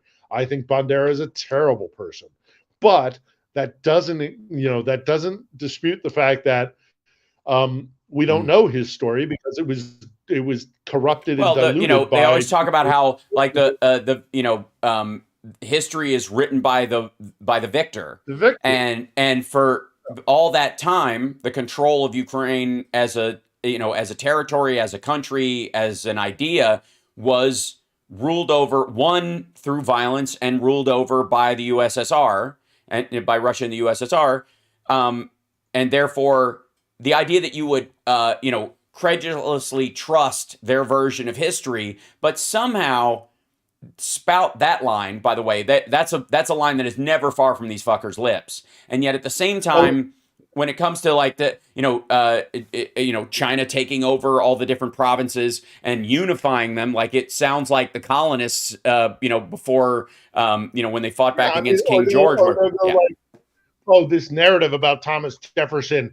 What did you know who Sally Hemings was? Who was yes, suppressed for centuries, but yet they'll be like, "Oh, we'll take this story about Stepan Bandera and whole cloth," because it's like no, the Russians have manipulated the story of Bandera not to suppress the fact that the guy was an asshole. The guy was. I mean, even within Ukrainian opposition, he was too extremist and he was kicked out. So, I mean, this is a pluralistic that we know society. Of. Again, you're right. Yeah. That elements of some of this stuff because it's written down and it is established. The dates and whatnot. Right. Yeah, we know that he signed the Declaration of Ukrainian Independence. We know that he was a prisoner under house arrest in Berlin. We know that 2 of his brothers died in Auschwitz.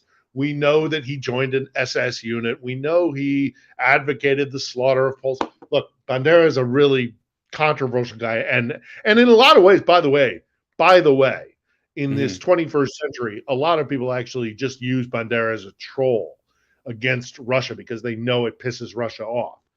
Not acceptable still because the guy committed crimes. I'm pretty damn sure. Well, the point here's the thing I bring up when this comes up, the whole like Azov Battalion and all that kind of shit, and again a guy about territory that eventually was folded into the USSR and was dictated, but the curriculum and everything by the USSR for years. So that, again, I'm even questioning documents that would come out of there. The other thing is that now 2 years ago, but a year and a half ago, when the Houthi rebels who have been, fighting Saudi Arabia and who in Yemen, who Jimmy Dore constantly brings up, and Mate has brought it up on his own show as well, that the U.S. is having a war with Yemen, and we are helping the Saudis destroy the Yemen. Okay, the Yemeni people. The Houthi rebels a year and a half ago are on video, full on Nazi saluting, saying death to the Jews and death to America, and literally giving the Nazi salute because they believe, like some Syrians, that they are Caucasians from the Caucasus and therefore related to the Germanic tribes. It's the same thing. We want to wipe these people out. We're not brown like they are. We're brown in our own way, and that brownness is just a matter of environment. It's not our racial line, and we believe that we are white, essentially. And that's hence, and Jews aren't. And so that's why Banderas decades ago, the Azov Battalion, especially when it was, we're talking 2014. The Houthis did this a year and a half ago and still are doing it. This is just the video that I show is from a year and a half ago, but it's ongoing. They're still doing it right now. And so by using Mate and Dore's logic about this stuff, then the U.S. should be able to bomb the shit out of Yemen and wipe them out, because we're not talking about a select few. They're standing in city squares in large groups of military men and civilians giving the Nazi salute now. In Syria, now. You can buy stamps with Hitler's face on them right now. And there is the Assad, group, the main ethnic group of, that Assad represents in Syria, links themselves up more with the idea of an Aryan ideal than the rebels would, or the Kurds, or any northern Iraqis would, and they think that's what class-wise separates them out. Hence that history of Nazism in Syria, for example. I wouldn't say, and I don't think you would say, that would give the United States or Israel or anybody who's local to them absolute carte blanche to bomb the living fuck out of the place or seize the territory because, my God, they're making the Nazi salute. And I don't think that's how it goes. But the duplicitous nature of this argument is hilarious to me. Yeah, I mean, like some international, power saying, because of Charlottesville, we can bomb Petaluma. Right. Which, by the way, they would be for. That's the one area where they would make an exception. Yeah, there's enough Nazis in the United States. Exactly. They should bomb everywhere except where they live. Yeah. But okay, a couple things. Let me get some questions too from the chat as well. But yeah, absolutely. But one last point on this issue of like Nazis and stuff, because it's so obviously stupid.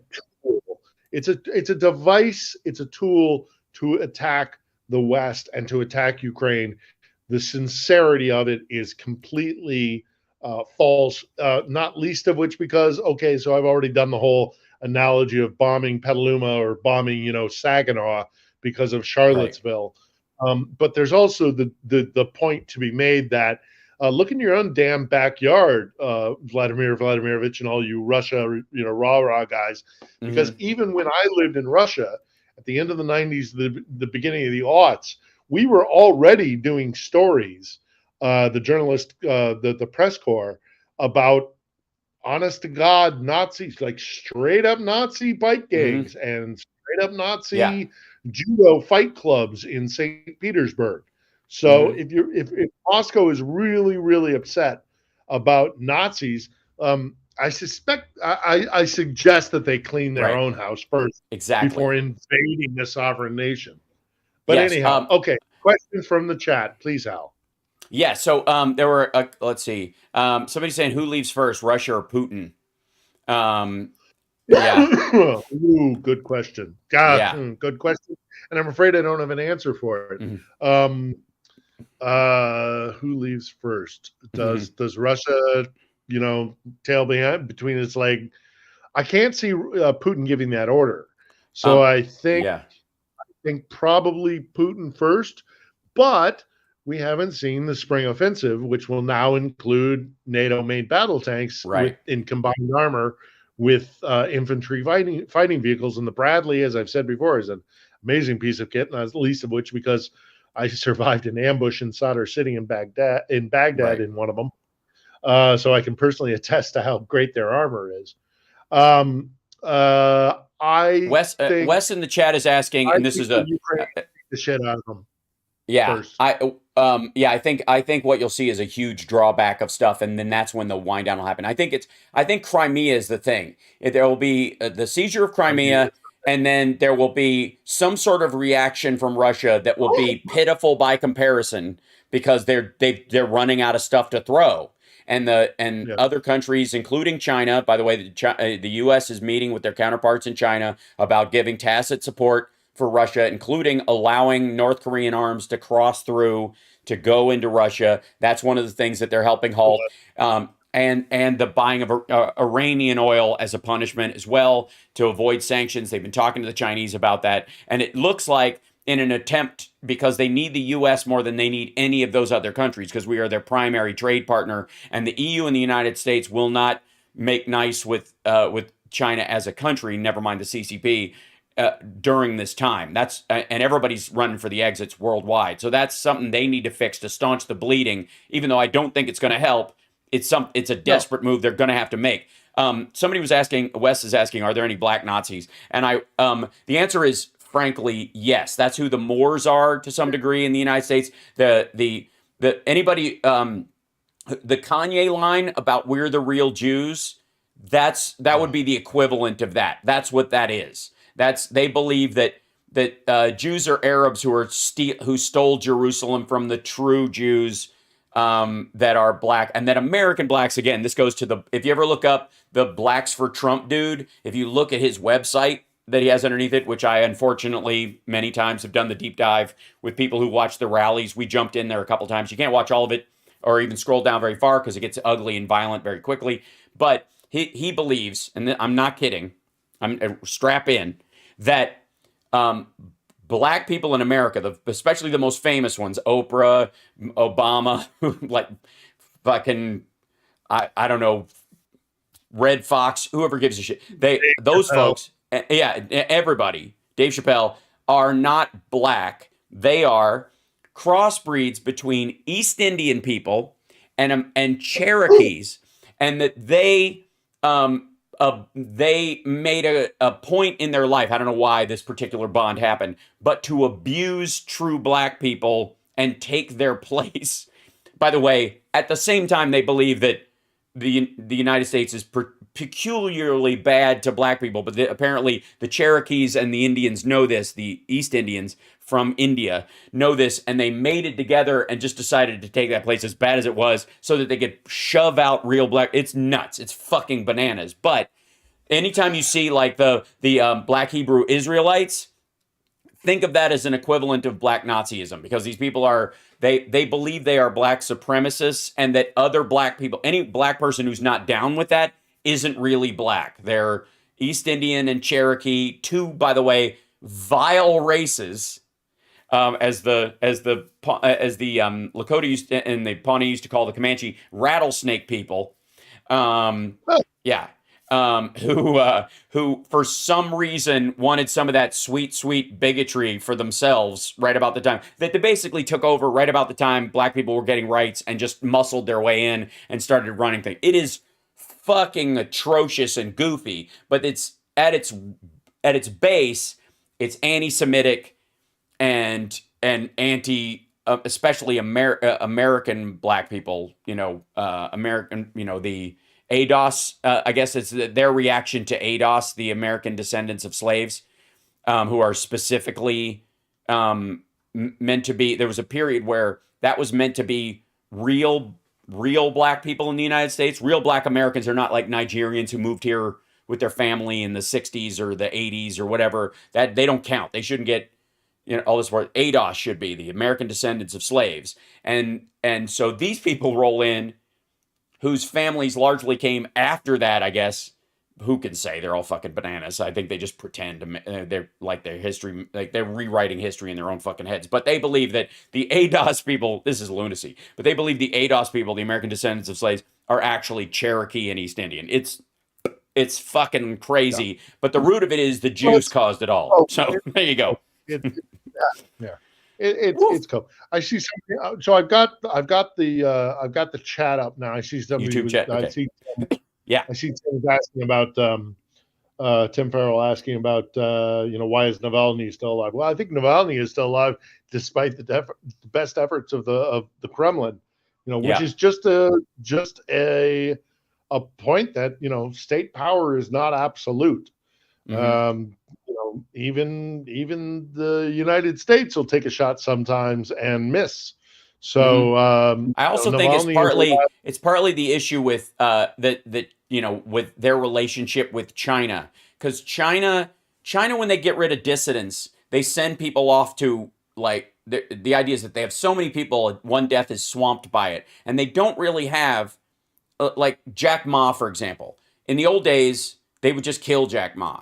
But Jack Ma is world famous, so they had to send him to a re-education thing and then let him back out. But with true limits, he can't move where he wants to move. He can't go anywhere. He's basically under house arrest.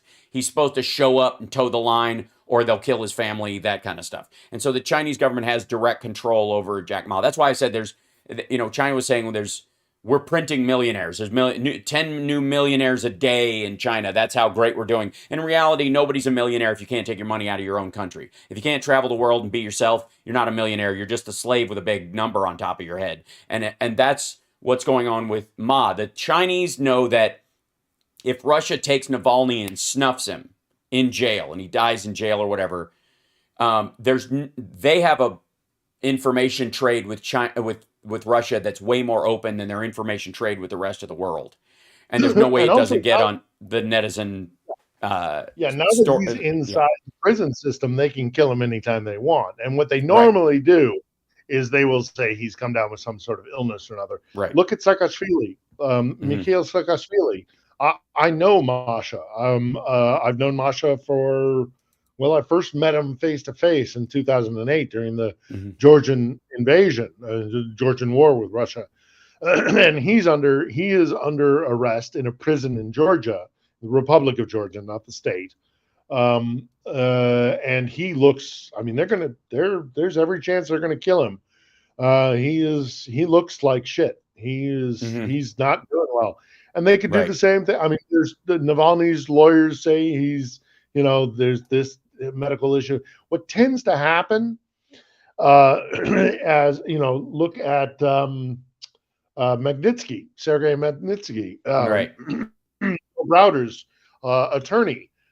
What they did to him, that to me is the example that you should be looking towards if you are concerned about either Navalny or Saakashvili, because it's almost kind of their modus operandi as how they killed Magnitsky. Right. They announced he's got X, Y, or Z. I think they claimed he had tuberculosis, because it's well known in the world and internally within Russia that the prison system is it's dangerous. You are under threat because they do not. They lifted the alarm. Great. Okay. If you're in prison in Russia, you are at the whim of the state. And the state doesn't care much about you because you are a prisoner and a lawbreaker. And so if you get tuberculosis and die, it was your fault for being in prison. Right. Not sucks to be you. Not that we should, fix our prison system. No. Our prison system's fine. You are a criminal. You broke the law. You're in prison for a reason. You got tuberculosis for a reason. You died because you're a criminal. Right. It's that kind of mentality.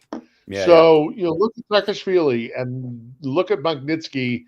Yeah, that's the Magnitsky Act as well. MAG. Magnitsky. Yeah, that's right. Magnitsky was a lawyer for Bill Browder, who was an investment, was a capital investor in Russia at the tail end and the beginning of Yeltsin and beginning of Putin, and he was kind of, and not entirely unjustified, frankly, if I'm being honest, seen as kind of a Western robber baron kind of character.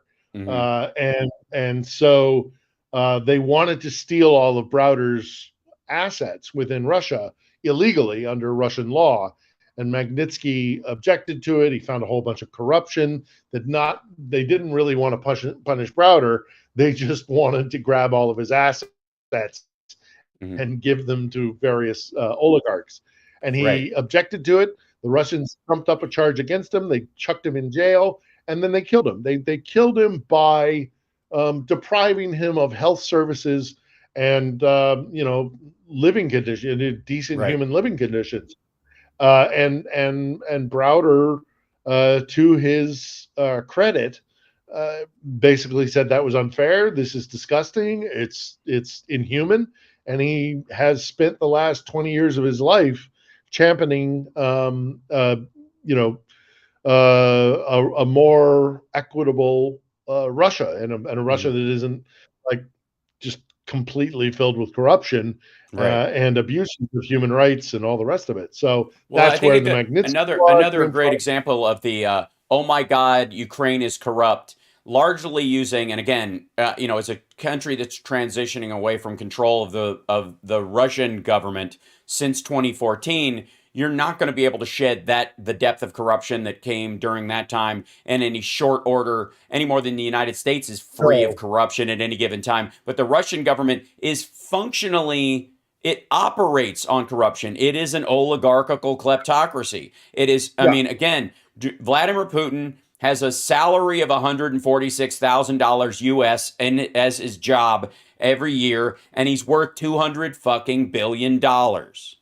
That, yeah. if that's any indication of, and that is ultimately what Ukraine is trying to get out from under and has been Yeah. for years, and that's what and that's why Hence, the tanky crowd want to call hence at the 2014 a beginning of this coup. week, Right. right? Hence at the beginning of this week, there was a massive uh, a series of dismissals of Mm-hmm. people that were deemed to be corrupt. Mm-hmm. That happened on Yep. Monday, and a lot of people jumped on that when, oh, why should we be giving them money when they're so corrupt? Well, they're trying to clear house. If they Yeah. weren't trying to do it, we would never have heard about these Right. dismissals. They would have just been, they would have been handled in a completely different way. But the Kiev government said, no, these guys are corrupt, and that's why we're dismissing them, and we're not going to.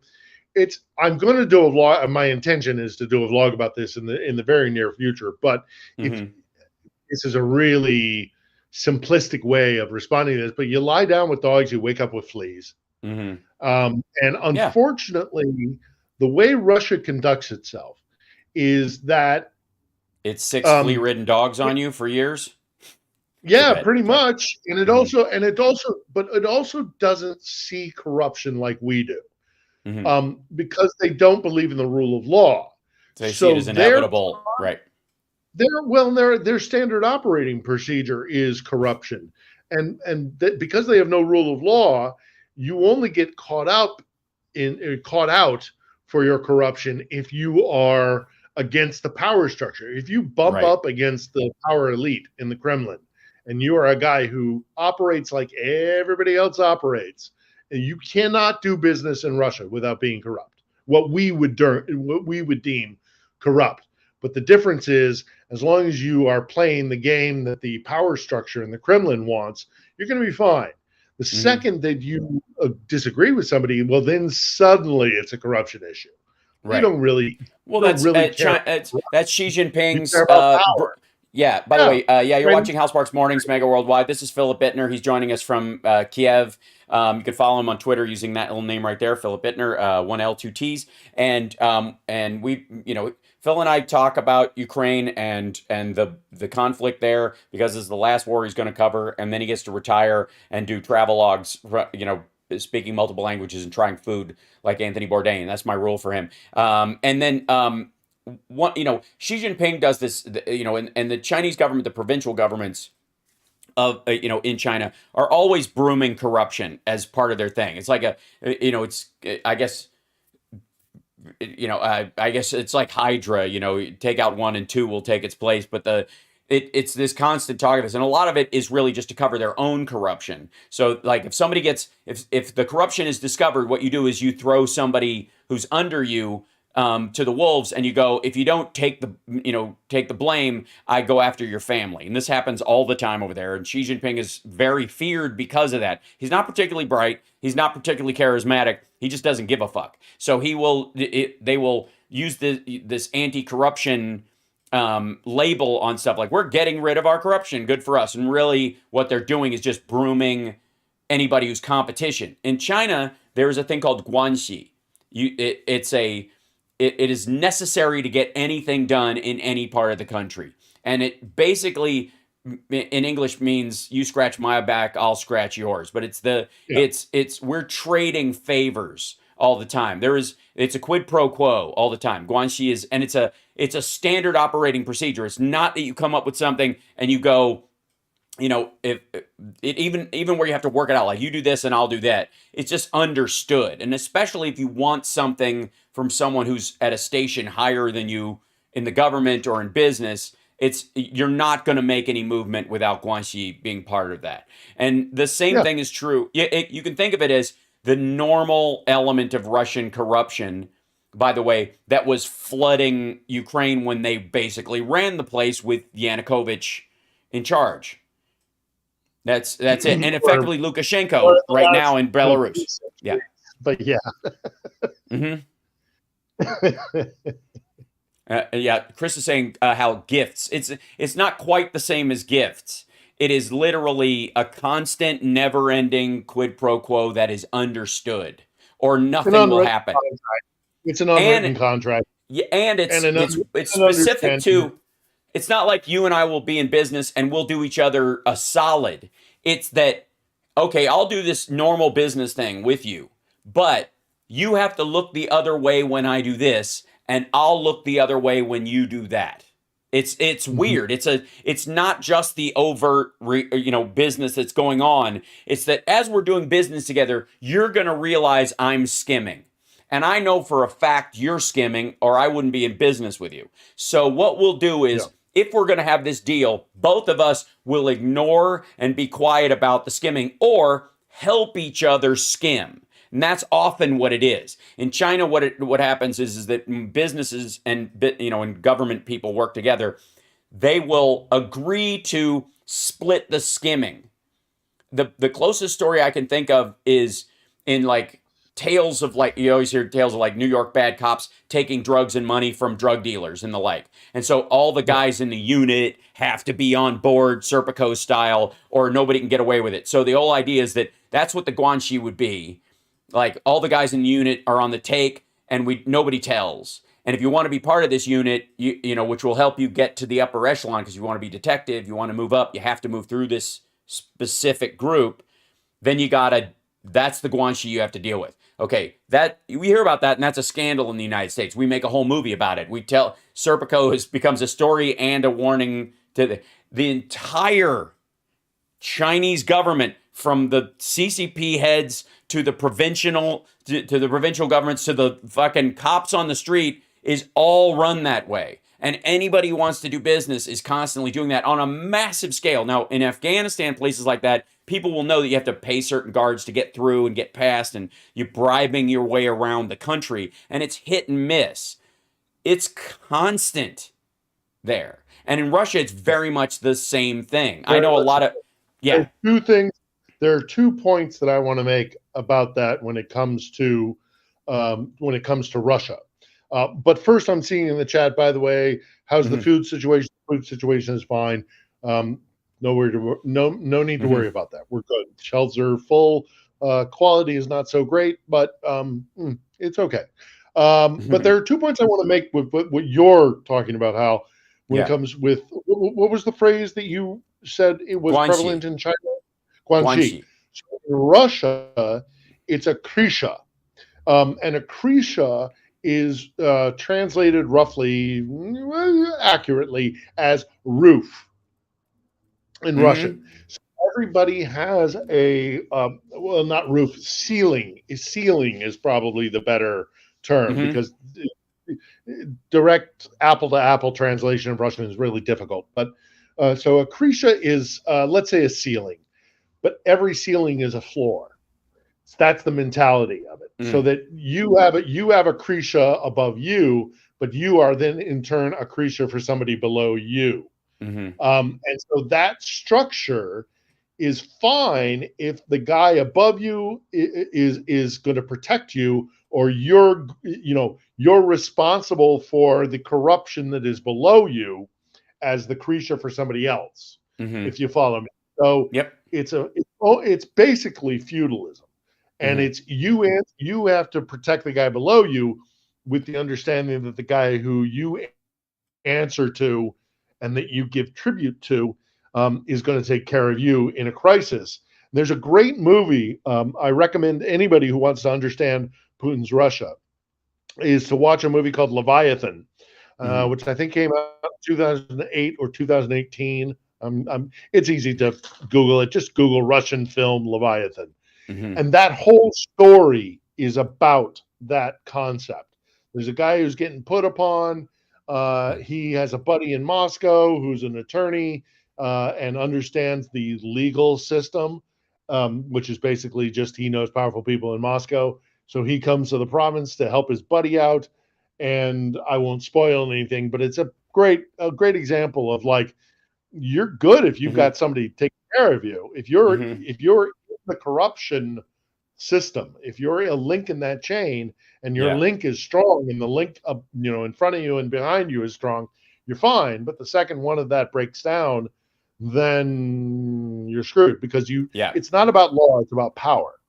Well, and you're in charge of your rung, and if you ever want to get up a rung, you can't let somebody get past you on the ladder, and because they're not, there's not a guarantee that they understand it. That everybody's kind of cheating their way upward. Somebody in the chat, I just noticed, it was like calling it kleptocracy. There's a difference in what we're talking about in a kleptocracy, which is where the upper echelon is running the government as a theft ring, essentially, like Putin and the oligarchs are doing.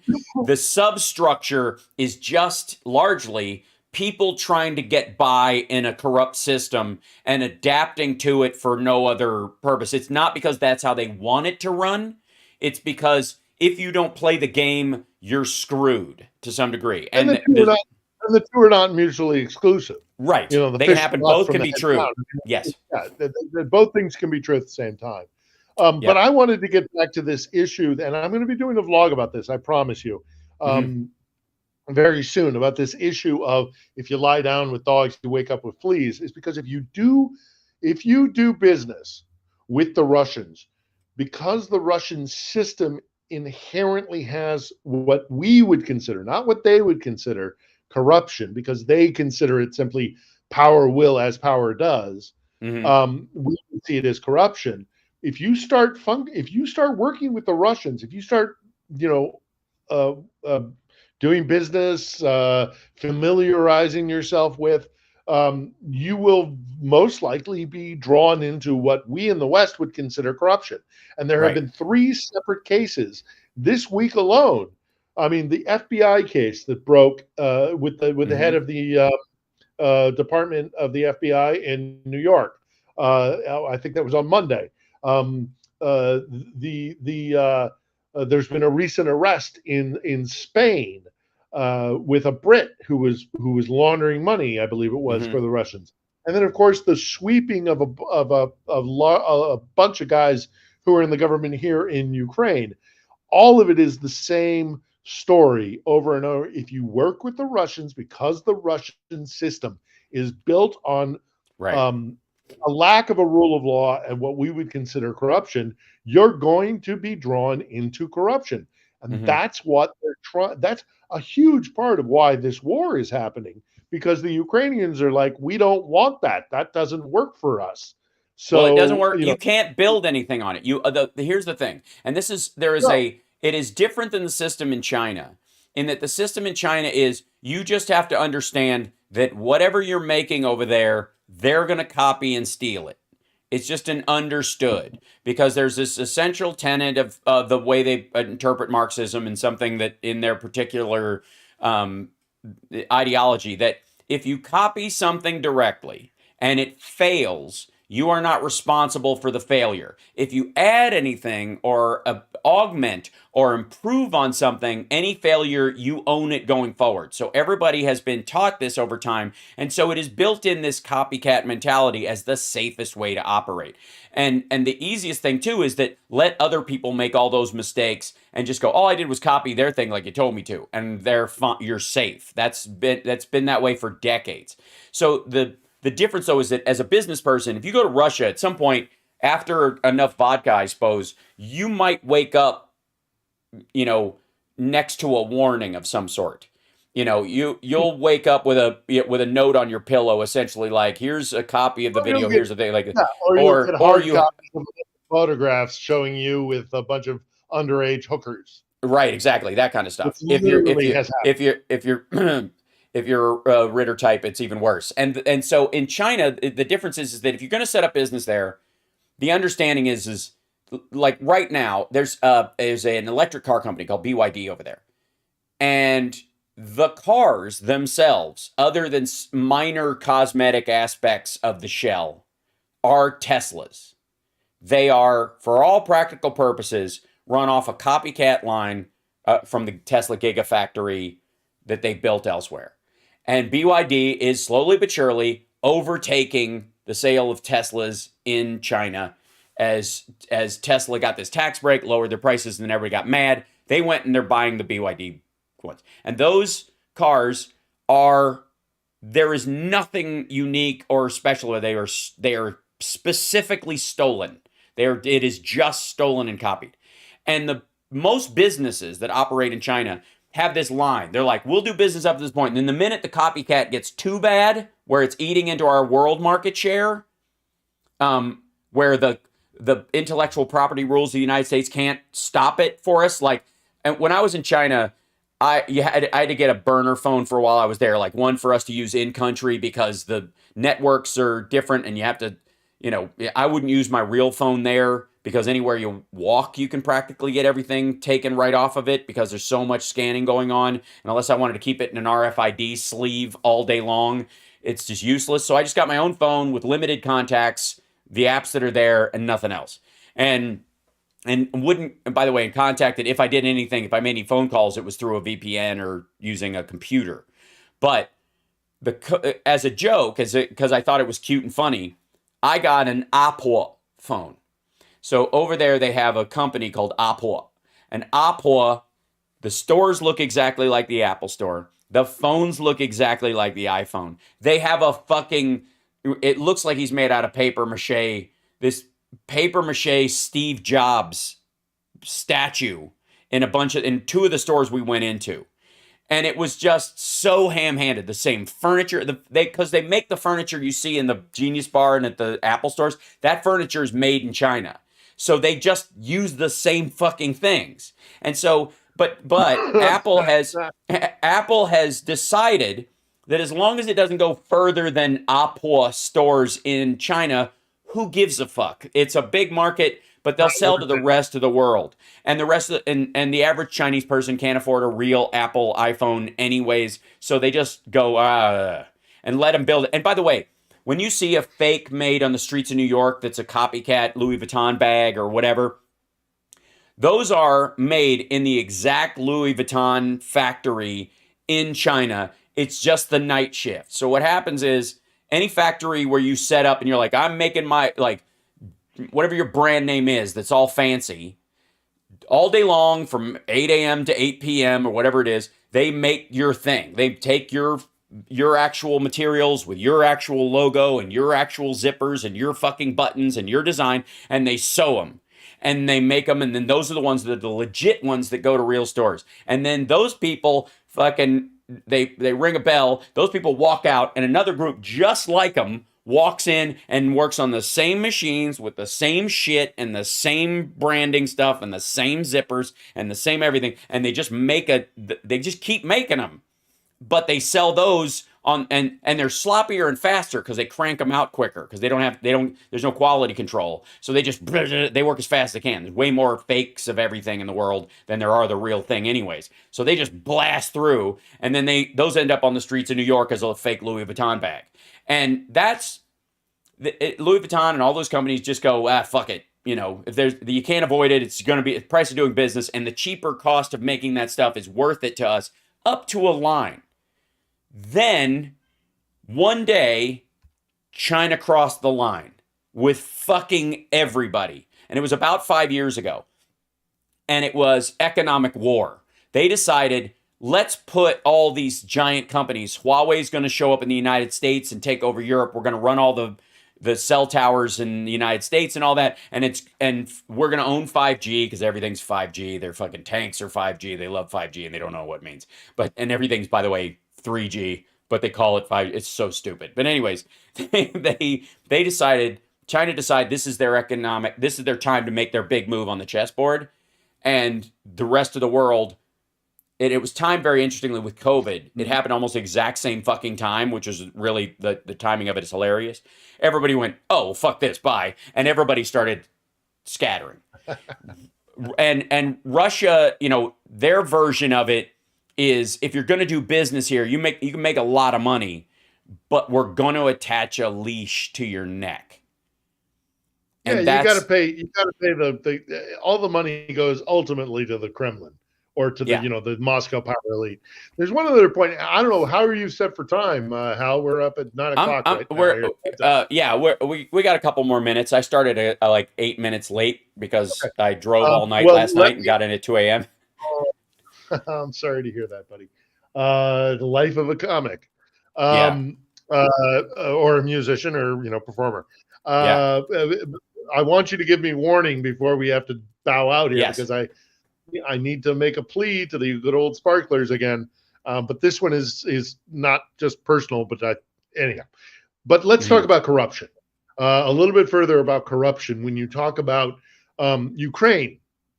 Okay, so there's been this dismissal of a handful of ministers, deputy ministers, and guys within the government here, because I think that the issue of Ukrainian corruption, which I do not think should be used against Ukraine, but we shouldn't stick our heads in the sand and ignore the fact that there is a massive corruption problem within Ukraine. But let me quickly address the fact that one, that is because they have been a vassal state of Moscow, which is like just endemically, if not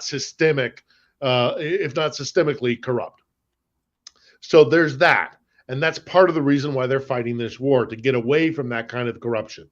But secondly, I want to make the point that unlike a lot of other Eastern European countries, with the possible exception of a place like maybe Poland or Estonia, where very little blood or sweat was shed.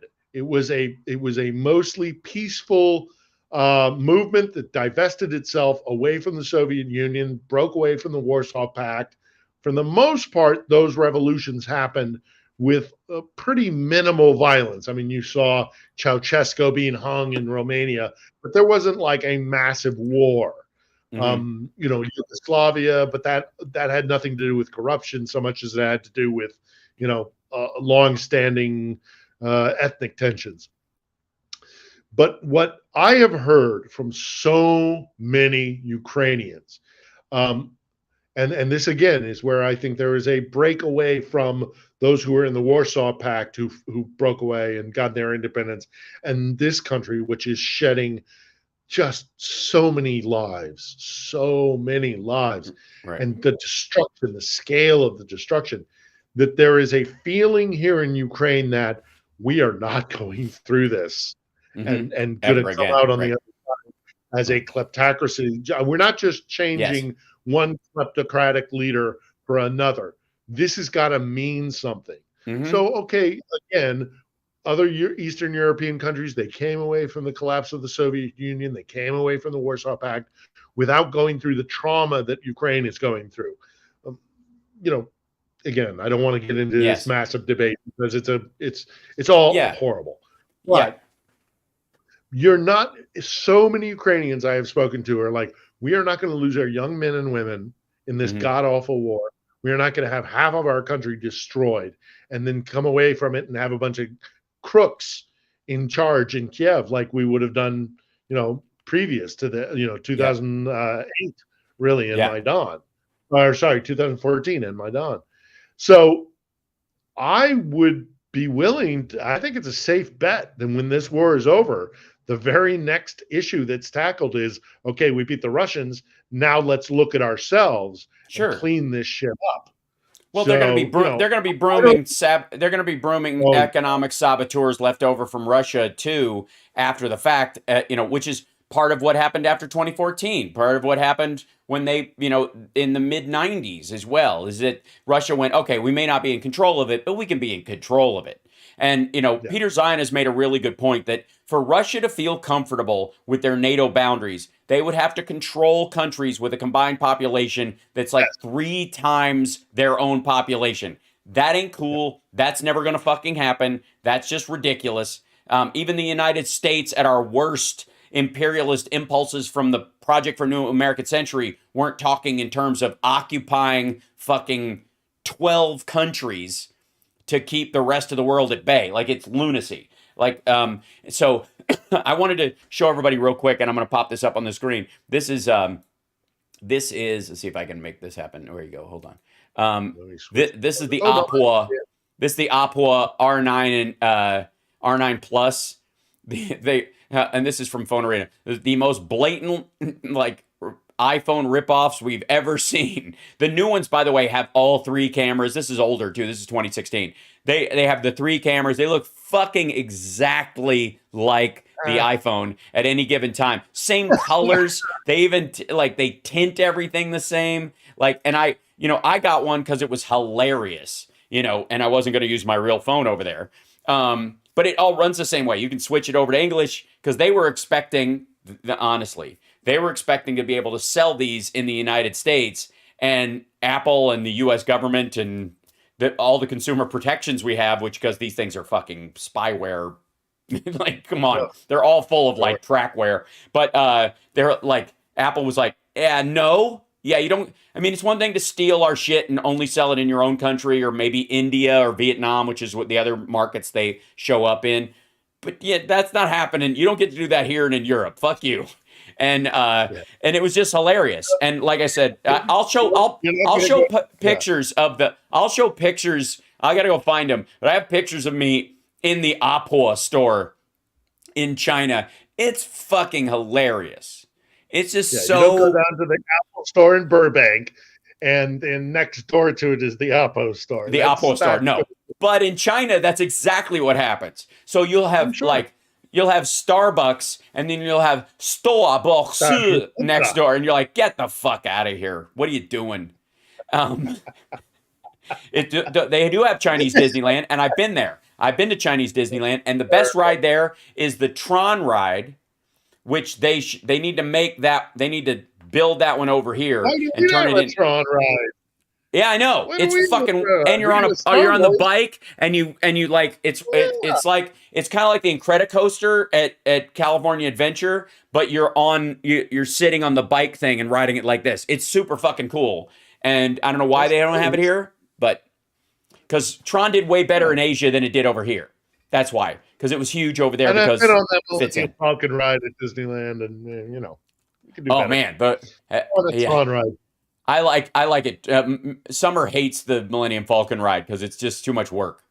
And it's too small, and you're in there with 4 other people. They're like, who the hell are these fucking people? And they're flipping switches, but it's like playing a video game together, which is why it's also basically like, hey, you person in chair 4, flip that thing over there and do that. Yeah, get out of it. But the Rise of the Resistance one is fun. That one's great. That one looks terrific, and there's a lot of stuff. I love the Star Wars part. Super fun. We're gonna go together, my friend. When this is all over. That's what we're going to do. I only make my lightsaber, but I have yet to make my droid. I have not made the lightsaber yet, and that's on my list because I'm going to start in Nerd Halen. I'm going to start doing a Chinese sword form like David Lee Roth used to do, but using a lightsaber because I'm a nerd. So that's during the guitar solo. So that's going to happen.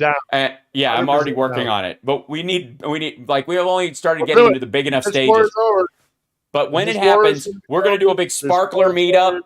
We'll announce it ahead of time, and Philip will come I'm in, down. and everybody will make it a big like No, weekend the or war is going something. to be done. The war is going to be.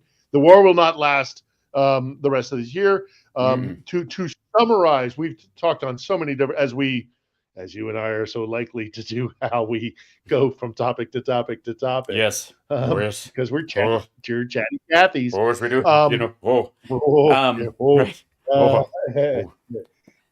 But to summarize some of the, I think the important things to take away on our midweek discussion is the announcement of the leopards is that's it. It's done. It's finished. Yes. This war will not go into 2024. This war is going to be a victory for Ukraine. Russia cannot compete with combined arms doctrine with modern NATO battle tanks. Yep. It's a wonderful thing. We're getting Bradleys, we're getting Leopards. They don't stand a chance. The war is done. The war is done. The only question is, sadly, how many more Ukrainians have to die. But I don't have a crystal. Again, I don't have a crystal ball. As I began this conversation by saying I don't have a crystal ball, but I can do math. Yep. And they're screwed. The Russians are screwed. They're going to lose this war. They're going to lose this war badly, and it's going to be an amazing, historic event. It's going to be the closest thing to the Berlin Wall falling in modern times. I think that's the closest thing, like experientially, because I remember when that happened. I very distinctly remember watching it on television, the talk leading up to it, when it fucking started, when people were bashing it with fucking hammers. It was amazing. Tron Ride opens April 2023 at Disney World. That's Disney World. Land. But we'll go to Disney World. We'll just fucking do it. We'll go to Florida. I don't care. By the way, also another point. I was trying to summarize our conversation, but we haven't talked about another thing. Happy birthday, Mr. President. It's Vladimir Zelensky is 45 today. Oh, right on. Birthday. That's why really I saw I didn't get to do trends today with everybody because we jumped on early and I was still telling stories. And so I saw happy birthday, Mr. President trending. And sure enough, it was it's him. I didn't realize. I was like, it's definitely not Biden's, and I'm not calling Trump that, and his birthday isn't until June. You know how I know that? You know how I know when Trump's fucking birthday is? It's because that's the month where he double dipped with his donors when he'd set them up on automatically giving him donations. Remember that shit? Yeah. And in June it was set to double your donation in the month of June for Trump's birthday. And all these people were like, I can't pay my fucking electric bill because of this motherfucker. And I thought it was hilarious. Yes, I'm just checking Twitter, and by the way, I'm seeing a whole bunch of stuff from our buddies on Russian media losing their minds. Oh yeah, over the leopard announcement. Oh yeah, sure. They're not happy. They're not happy. I really do actually suspect that we're going to get hit by Vova's going to use missiles to answer to it, but but I'm nukes with the nukes taken out of them, filled with fucking laundry or whatever, or fucking grenades. How dare you actually win this war? But I'm also looking for, and the reason why I asked you to give me a heads up is, and I think we're wounding down here. Sparklers, go pester the hell out of Aaron Mate and make him now. We I don't sick people. If you are so moved on a personal level. No, but also, I think this about is getting him to actually respects integrity, debate. And he said he would debate me. He agreed to a debate.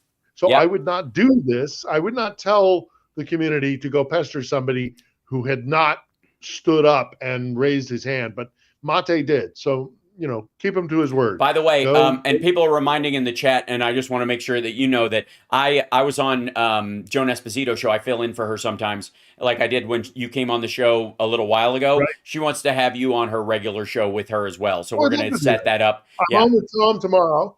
I'll be on with Tom tomorrow. But I would be very happy to. Well, my standard operating is just I would like to.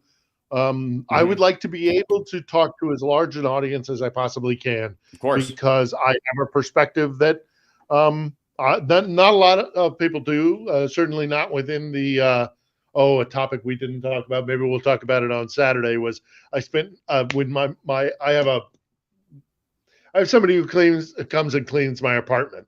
I'm reluctant to say a maid or a cleaning woman because I know you'll go crazy. You get that reference, of course. Yes. Cleaning woman. Anyhow, so I had woman, my reine Frau. What? Because it's only German I speak is reine Frau. Frau. Yes. What is a reine Frau? Frau. It means she could be a cleaning woman. Tink. Yeah. I had to vacate my apartment for a couple of hours while she cleaned this week, and I decided, let's go out to the hotel where all the press corps is.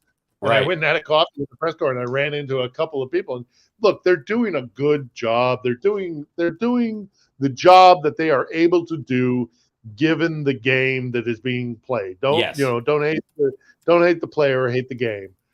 So these are good journalists. They're doing that. But I ran into a few of them, and they're like, so out of touch with so much of what's happening here. So I bring a voice that you're not going to hear from other outlets.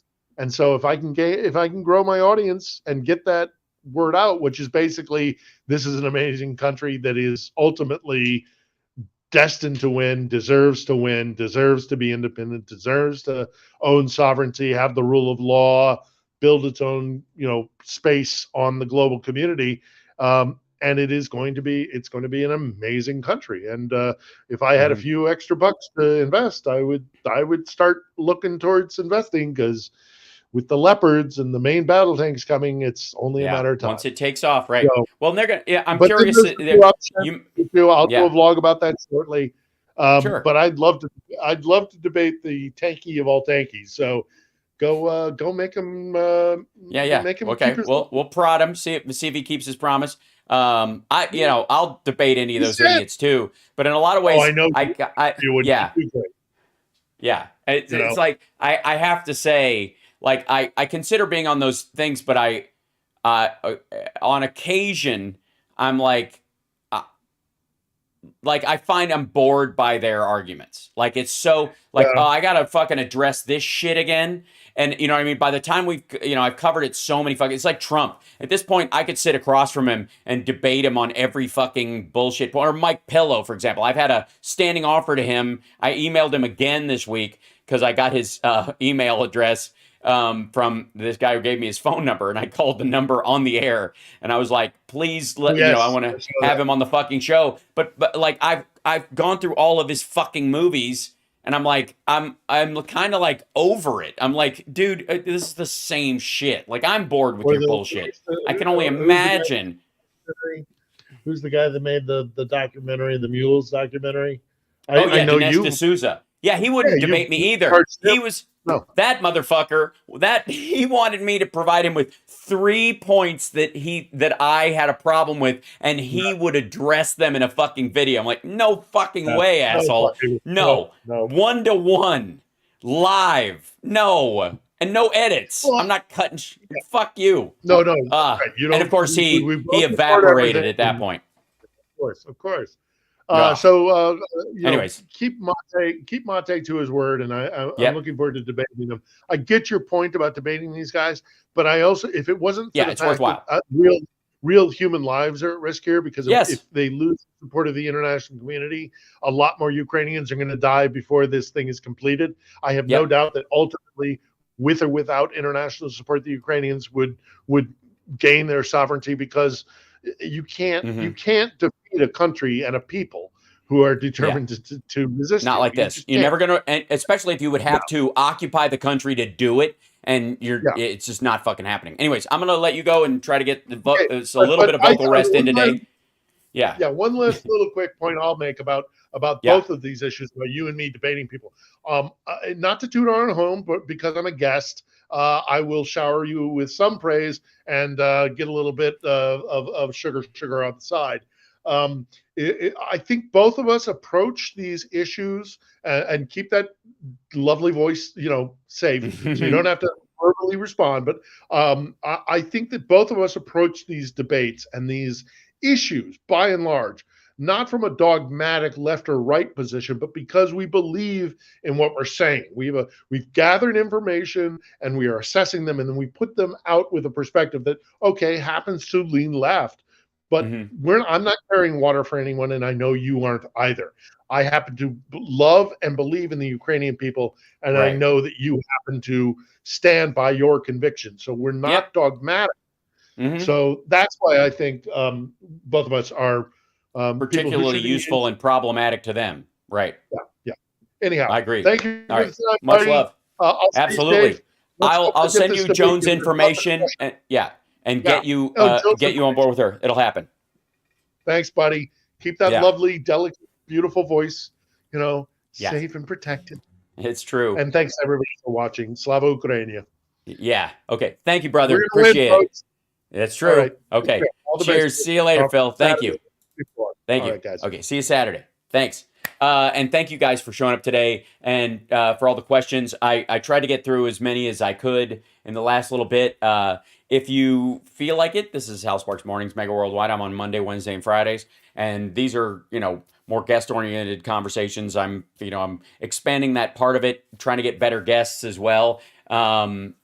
Conversation partners, I would say, not even guests. They're a guest in this house, but they're not, I'm not here to interview. I'm here to have conversations.